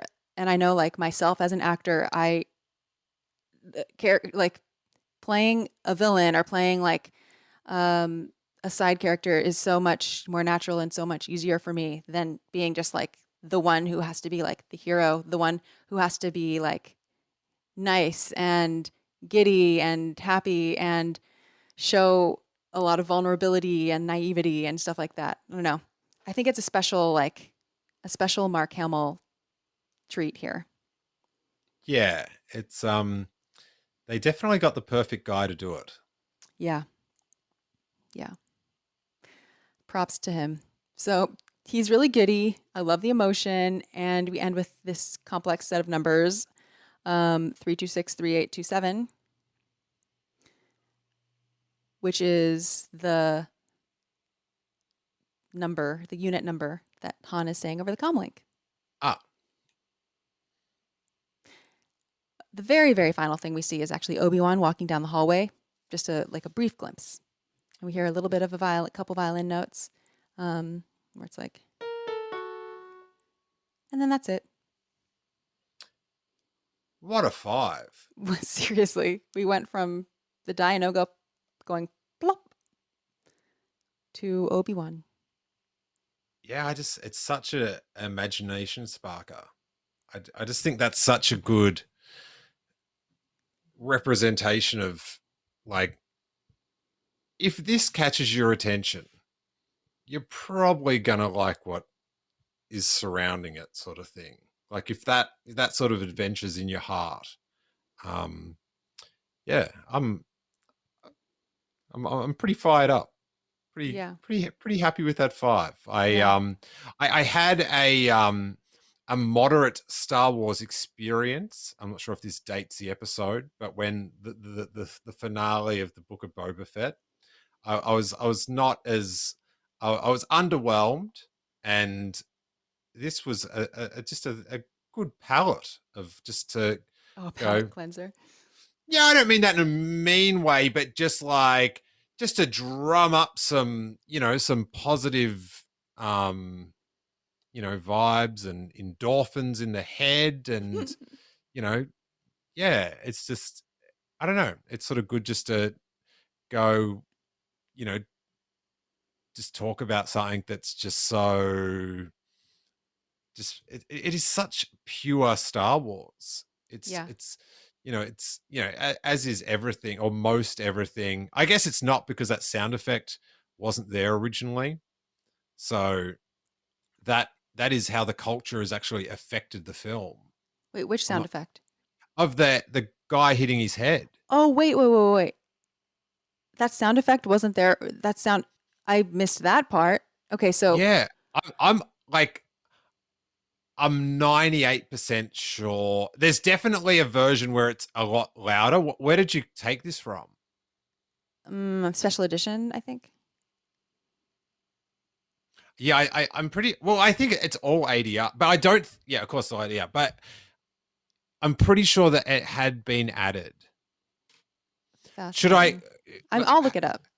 No, this is... Don't... We'll crowdsource this one. Okay. I'll just put it on Twitter. Okay. All right. And then by the end, we just have to remember to come back to look at it. Hey, did it's so hard to compose a tweet while talking on it is. podcast. I'll say some stuff while you compose a tweet. So thank you so much. So Steele is literally composing a tweet while we are recording. And maybe we'll have an answer. So while he's doing that, I'll do the usual rundown that I do, at the end of every episode, which is to review the themes and the soundtrack stuff for you to look up. So the themes heard here, and again, the theme names come from Frank Lehman's complete catalog of the musical themes of Star Wars, link in the description, and it's free on his website. So it's the Imperials motif. It's 6A. And then on the soundtrack, you can hear the music from these scenes in any of the following tracks that you may have, depending on the version of the soundtrack you have. So the Walls Converge is one of them. The Trash Compactor is another one. And then the other one is Shootout in the Cell Bay / Dianoga. So I'm actually curious. You can let me know, like on Twitter or in a comment or something. I'm curious what version of the soundtrack you have, if you have any. I've asked this on Twitter before and got a wide range of responses. And there are so many versions of the soundtrack, like we were talking about before, that sometimes, if I say the name of a track from a soundtrack, it could be something that most people don't even have, especially if you are listening to like the Spotify version or Apple Music or something. Yeah. So, have you composed the tweet, Steele? It's out there. Okay, great. Hey, did the original Star Wars have no noise for the head-bumping Stormtrooper? On-show research for Star Wars at Star Wars Muse Min. And sadly, I was trying to do it quickly. I love a good GIF, and I couldn't find. You're forgiven. Yeah, You're forgiven. I like to add that little pizzazz, but also time was of the essence. So yes, well timed. Shall we move on to the Star Wars Music Minute Questionnaire? Or did you have any additional music and sound thoughts about the minutes?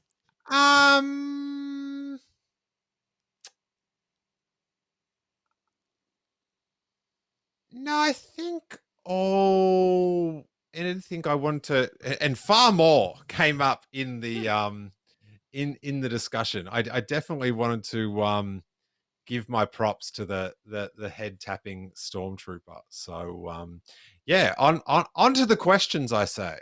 Awesome. Question number 1 is, in exactly 3 words, what does Star Wars sound like? All right, some backstory. I have a 3-year-old boy called Harry or Harrison. Wives' choice. I should point that out. Like, I'm a freak, but I'm not that sort of freak. Do you know what I mean? Like, I know my boundaries. That's all I'm trying to say. Anyway. No, because when he's got the Harrison name, people, of course you said that. And I'm like, well, it's not my call, right? So just want to get that out there. But we listen to the Star Wars music in the car sometimes. And one of the songs is the end, like, I don't even know the names of the songs, but the end theme, like, it's the end of the film and Yeah. and I call that to Harry, because Harry will say what's happening in this part of the movie, because he hasn't seen Star Wars, but he knows, he likes the pop culture of it. He likes the characters. He likes storybooks. Likes watching the little, like, basic cartoons that they make for little kids to watch. So I always say, when that one comes on, I go, the heroes win. And then, so when we get in the car now, he'll go, tell Siri to put Star Wars on. The heroes win. The heroes win. And the heroes win is my, like, favorite part of Star Wars. Like, that's the core, like, my core love of it is the heroes win. And so, yeah, that's my favorite part about the music as well. The heroes win. And that's I 3 love, words. yeah. So it works out super sweet. But yeah, just that, the emotion that music brings up is it's some good stuff. That's fantastic. To clarify, are you talking about the part where it goes like at the end credits? Or are you talking about the medal ceremony? No. Just like the music, like right at the end of the film, like when it goes to credits. Yeah. Yeah, where it's like, diddy, or it's like, okay, wait. It, like, slows down. It's like, do do do do yeah. That. Okay. That. Oh, you bumped up the gooses. Just. I got a very, very, like, visceral, physical relationship with Star Wars, so it triggers things like physically. That's my favorite part of the Star Wars film, is the part where the final scene eclipses to the credits. So I'm right there with you. Yeah. So the heroes win. Awesome. And that's what the music sounds like. It totally. Yeah. It does, and they do win. Question number 2. What is something related to Star Wars music or sound that you want to learn more about? I don't know. I feel like I've learnt enough to my level of interest, sort of thing. Like, I watched, I saw the laser things get made when I was a little kid, and that was very interesting. But something like adjacent to that, because as I was saying, like, my Star Wars fandom, I feel like, is fueled by the memories and stuff. I would sort of like David Collins, that, does the soundtrack show and, is, so knowledgeable. Like, he did a lot of the sound design on the Book of Boba Fett. Mm-hmm. So I'd sort of like to hear about his experience in so much knowledge and enthusiasm for that area. I just want to hear about him going to work. And like, could you imagine his little face? Like a day in the life of David W. Collins at work? Not so much a day in the life, but just his experience doing the sound. And I just imagine him, like, sitting down at his desk for the day, opening up like the catalog of sound effects, and just like going, like, just like, he just, yeah. So, he did such a, like, there was little things like, there's this engine roaring in the Book of Boba Fett on the Naboo starfighter. Yeah. That there was one shot and it's sort of banking, I think, around the Jawa sandcrawler, and the sound, you can hear the brrr of the engine that makes your eyes dart to the engine to see that there's a visual effect making that shake and it's not static. Like that's pretty amazing that like a sound effect will make you go look at a visual effect. That's a really detailed observation. Yeah, so I want to know about that. I might just send him this clip from the podcast, and that can be my invite for him onto the show. Oh my gosh. It'll really Dave make W. my Collins, you're invited anytime. no, on my show. On my show. No. Me first. I'll fight him. I'll fight you for him. How dare you? This was my question. Well, so Steele promises a wide-reaching interview with David W. Collins coming up about the Book of Boba Fett sound design, sound experience. I would like to see that. So if you made that happen, that would be cool. If people listening do want to be tied over and learn a little bit more about David W. Collins's experience working on this stuff, he actually did a pretty good interview. I mean, it was a really good interview, but it's not about Book of Boba Fett. It's about the Bad Batch. He did a really good interview with Alex from Star Wars Explained. Ah, nice. So about the Bad Batch sound design. So that was I'll put a link to that in the description. If you came on your show with you two, it'd turn into some musical jamboree. Like you'd be playing like a lute with your flute as you a lute with your flute. I don't know. It's just like when the way you guys just pull out instruments and just start like playing. It's just like it's like I'm here talking to you, like doing like kick flips, and then just not selling that I'm on a skateboard at all. Like that you do it with such ease that it's like, are you serious? Like you're just doing a magic trick, and you're not like you're not batting an eyelid. I had to stop talking when I wrote a tweet, and you've got your like the violin out playing it at the same time. It's quite incredible. But music's a natural language for me. Hence doing this podcast. I was typing in English. Like, it was like I should be able to do it. I feel very inadequate. Well, Steele, you're a comedian, and for me, like, I'm not funny, and I don't know how to be funny, and for me, trying to just be like naturally charming, or I don't know, even extroverted, or make jokes in any way is not second nature to me at all. It's way easier for me to like pull out a violin and do something. So. Yeah. I think you know the trick with that one is that people can debate whether something's funny or not, but no one can argue that you didn't just get a violin out and play it. Okay, so your talent's indisputable. Oh my gosh. Well, people can debate whether it was bad or good, so that's okay. Yeah. That's not a debate I'd be willing to take part in, to be honest. Anyway, question number 3 is, what's a score or soundtrack that you're fond of, besides anything Star Wars? The one I would most likely just listen to in my car, this isn't a good credibility builder, but probably CB4. What is that?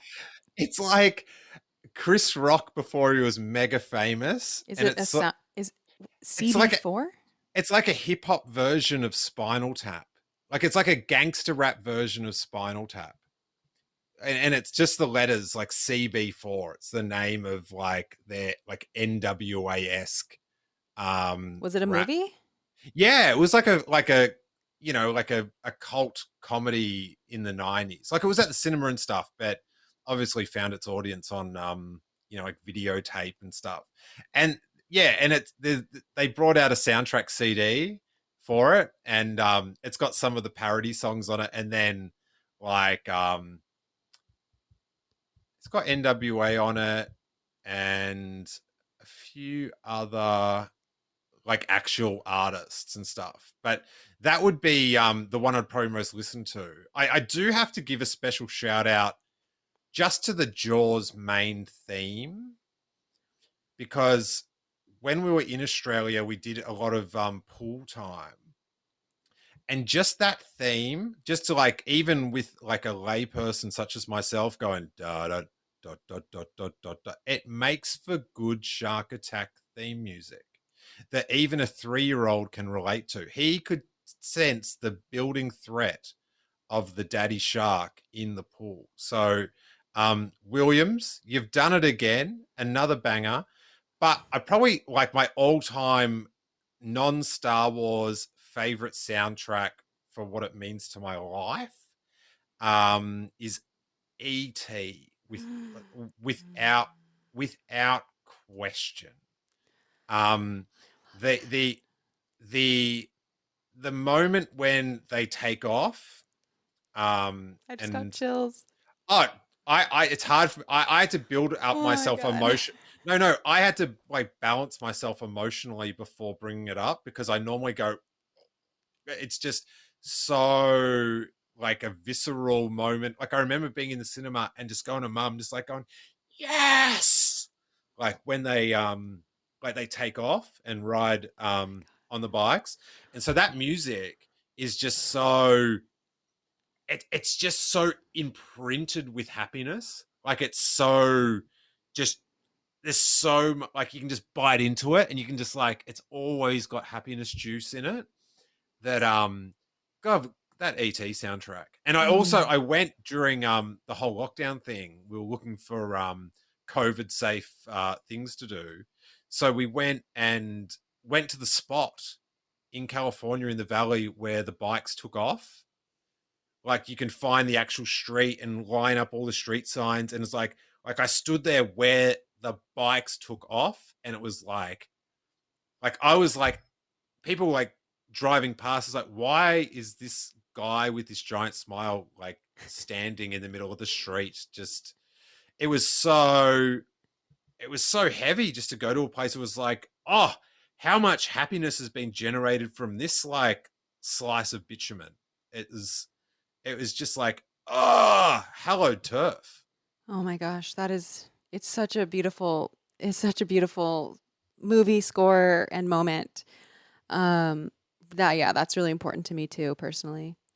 Um, I yeah, also, I should throw in, I did bomb Elliot's driveway on my skateboard as well, or in the area. nice. All in California. Yeah, just ran up to the top of the driveway where the pipe goes down, like for when they're doing tests on him and that. Yeah, And just I've got a photo of me that's just a like scary place. it was really sweet. So yeah, ET soundtrack, banging. It's so good. And then just like see him at the bowl, play it and it's stuff. It's like, Oh, did you go to the Bull concert? not this year, Okay. but I went to like one before like COVID came and stuff. Yeah. And I don't know if they do it every time, but Spielberg came out and like introduced like 5 Spielberg songs and then sat with the orchestra and just like bobbed his head. Wow. Spielberg goes to, like, he loves going to the recording sessions. John Williams has, like, I heard John Williams say in a radio interview that, Spielberg just loves music, and that his, one of his, I think his father or like one of his relatives was, played in an orchestra too, and that he Okay. just loves Spielberg's and Williams collaborations are, some of my favorites as well. And not to get too much into an AT tangent, well, I'll give you time to check your tweet while I say this, but that scene where Elliot and ET are flying, that is like a rare moment. That's a rare scene in which it's cut to the music. Like usually the composer has to fit the music around this, like the film cut.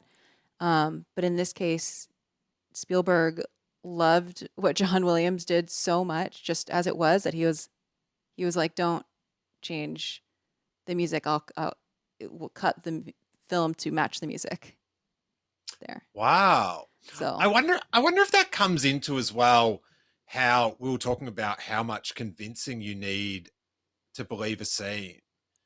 And like, honestly, that is like, it's ridiculous.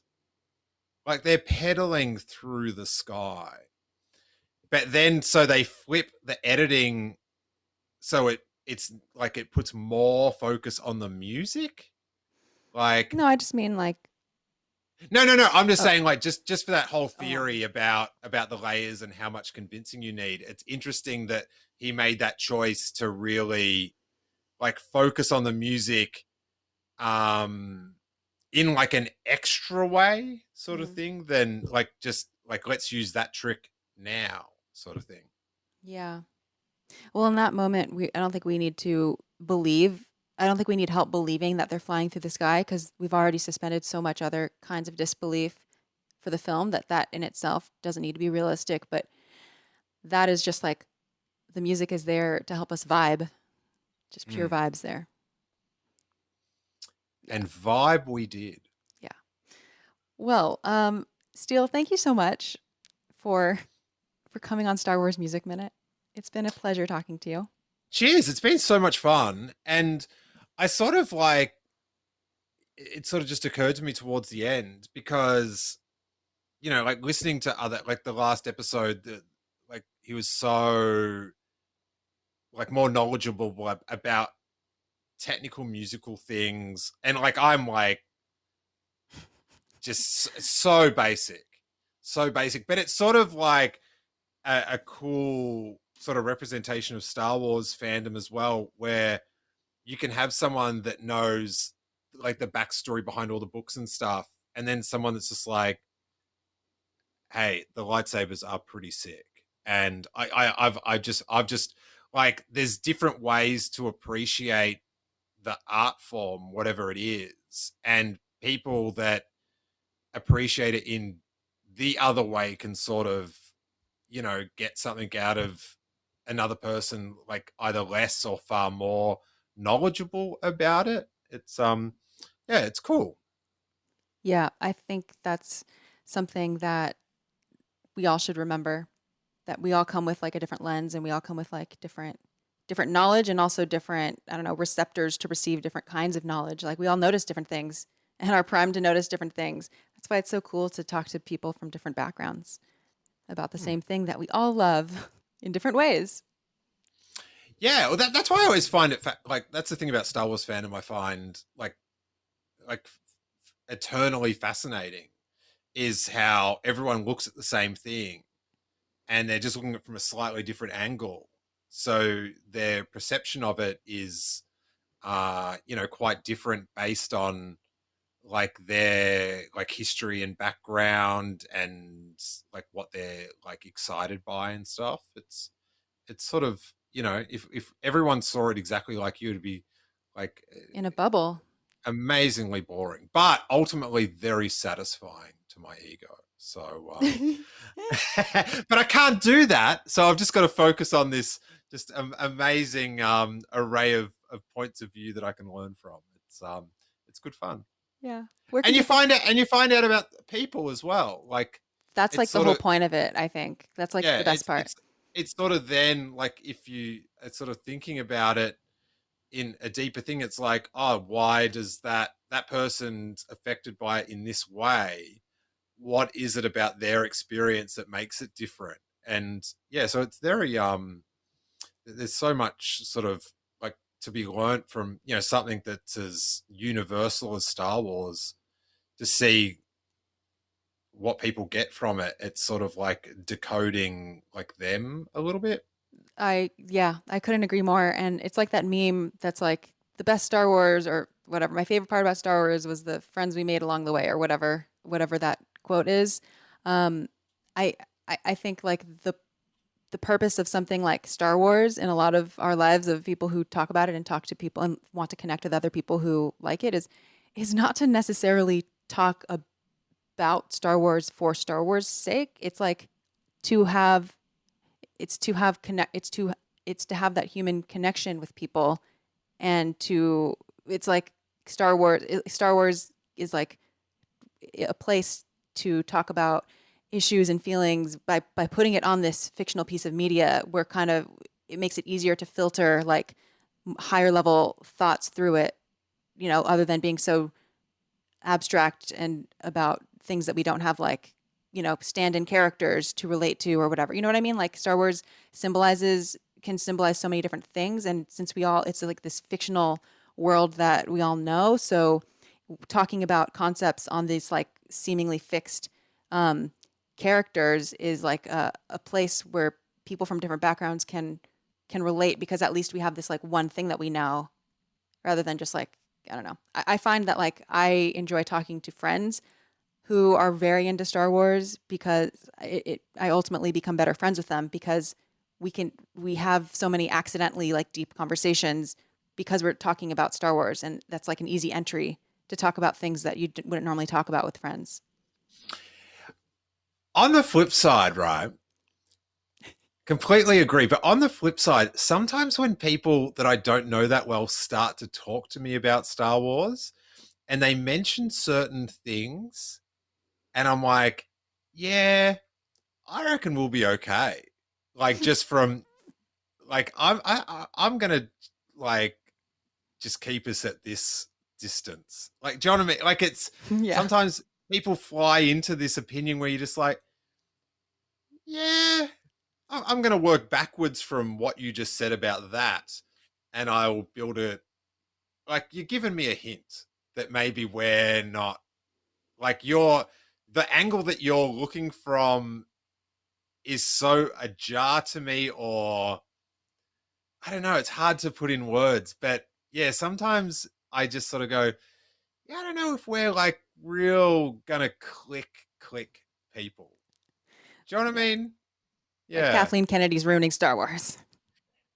That gets me the little red flag emoji out. Yeah, something like that. I'm just sort of like, yeah, you're doing your thing, and that's about as much as I need to know about you for now. So We all have our filters when it comes to getting to know people.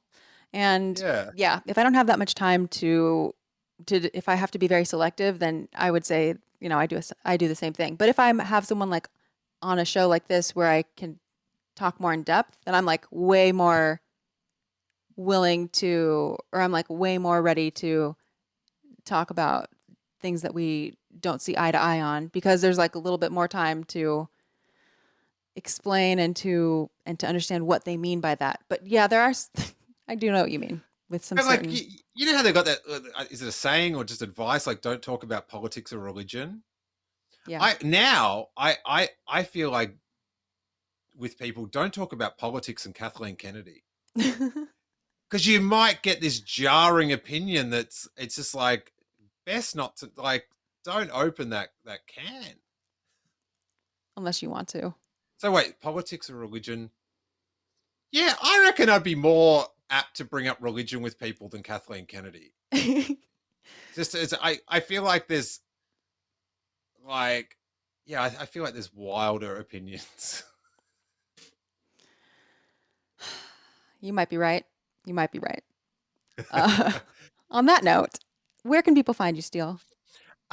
Just at Steele on social media. It's at Steele Wars, STEELEWARS. Got a YouTube channel that's always getting updated with reviews and podcasts and stuff like that. And then the podcast Steele Wars, which is on wherever podcasts can be found. And it's sort of, it sort of got started doing a lot of like interviews and stuff, and then as a child came along, I sort of kept mainly to news stuff. But this year I'm hoping to sort of refocus on doing the sort of long sort of long form sort of hour, 90-minute, chats with people of Star Wars fans of interest. So go back, and if you haven't listened to the podcast, Ben Mendelsohn once came to my house to talk about Star Wars, and it was absolutely tremendous. And on the YouTube, there's interviews with like Daisy Ridley and Ryan Daisy Johnson. Ridley? Yeah, like press sort of day sort of things. So Cool.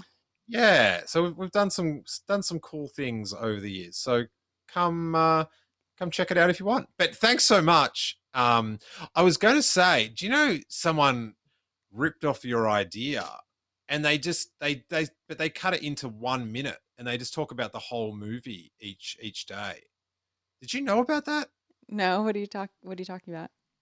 Just your idea for the podcast of doing like the 5 minutes on the. Are you talking about music. Star Wars Minute? Yeah, that's what they're yeah. called. Oh my gosh. Low How could down stealing concepts. It's disgraceful. Oh Really yeah. upsetting. Those Pete and Alex. Gosh. Good for you for keeping going after Yeah. someone I'm not muscles in deterred. with your idea. I'm not Good for deterred. you. Yeah. Those guys seem nice, but Oh when my you find out gosh. that, yeah. Yeah. Well, listeners, thank you for joining us on this journey through the Trash Compactor. We made it out alive. Happy to say we got a little Dianoga plop, and we have the beginnings of Obi-Wan, and we'll see how that pans out next week on Star Wars Music Minute.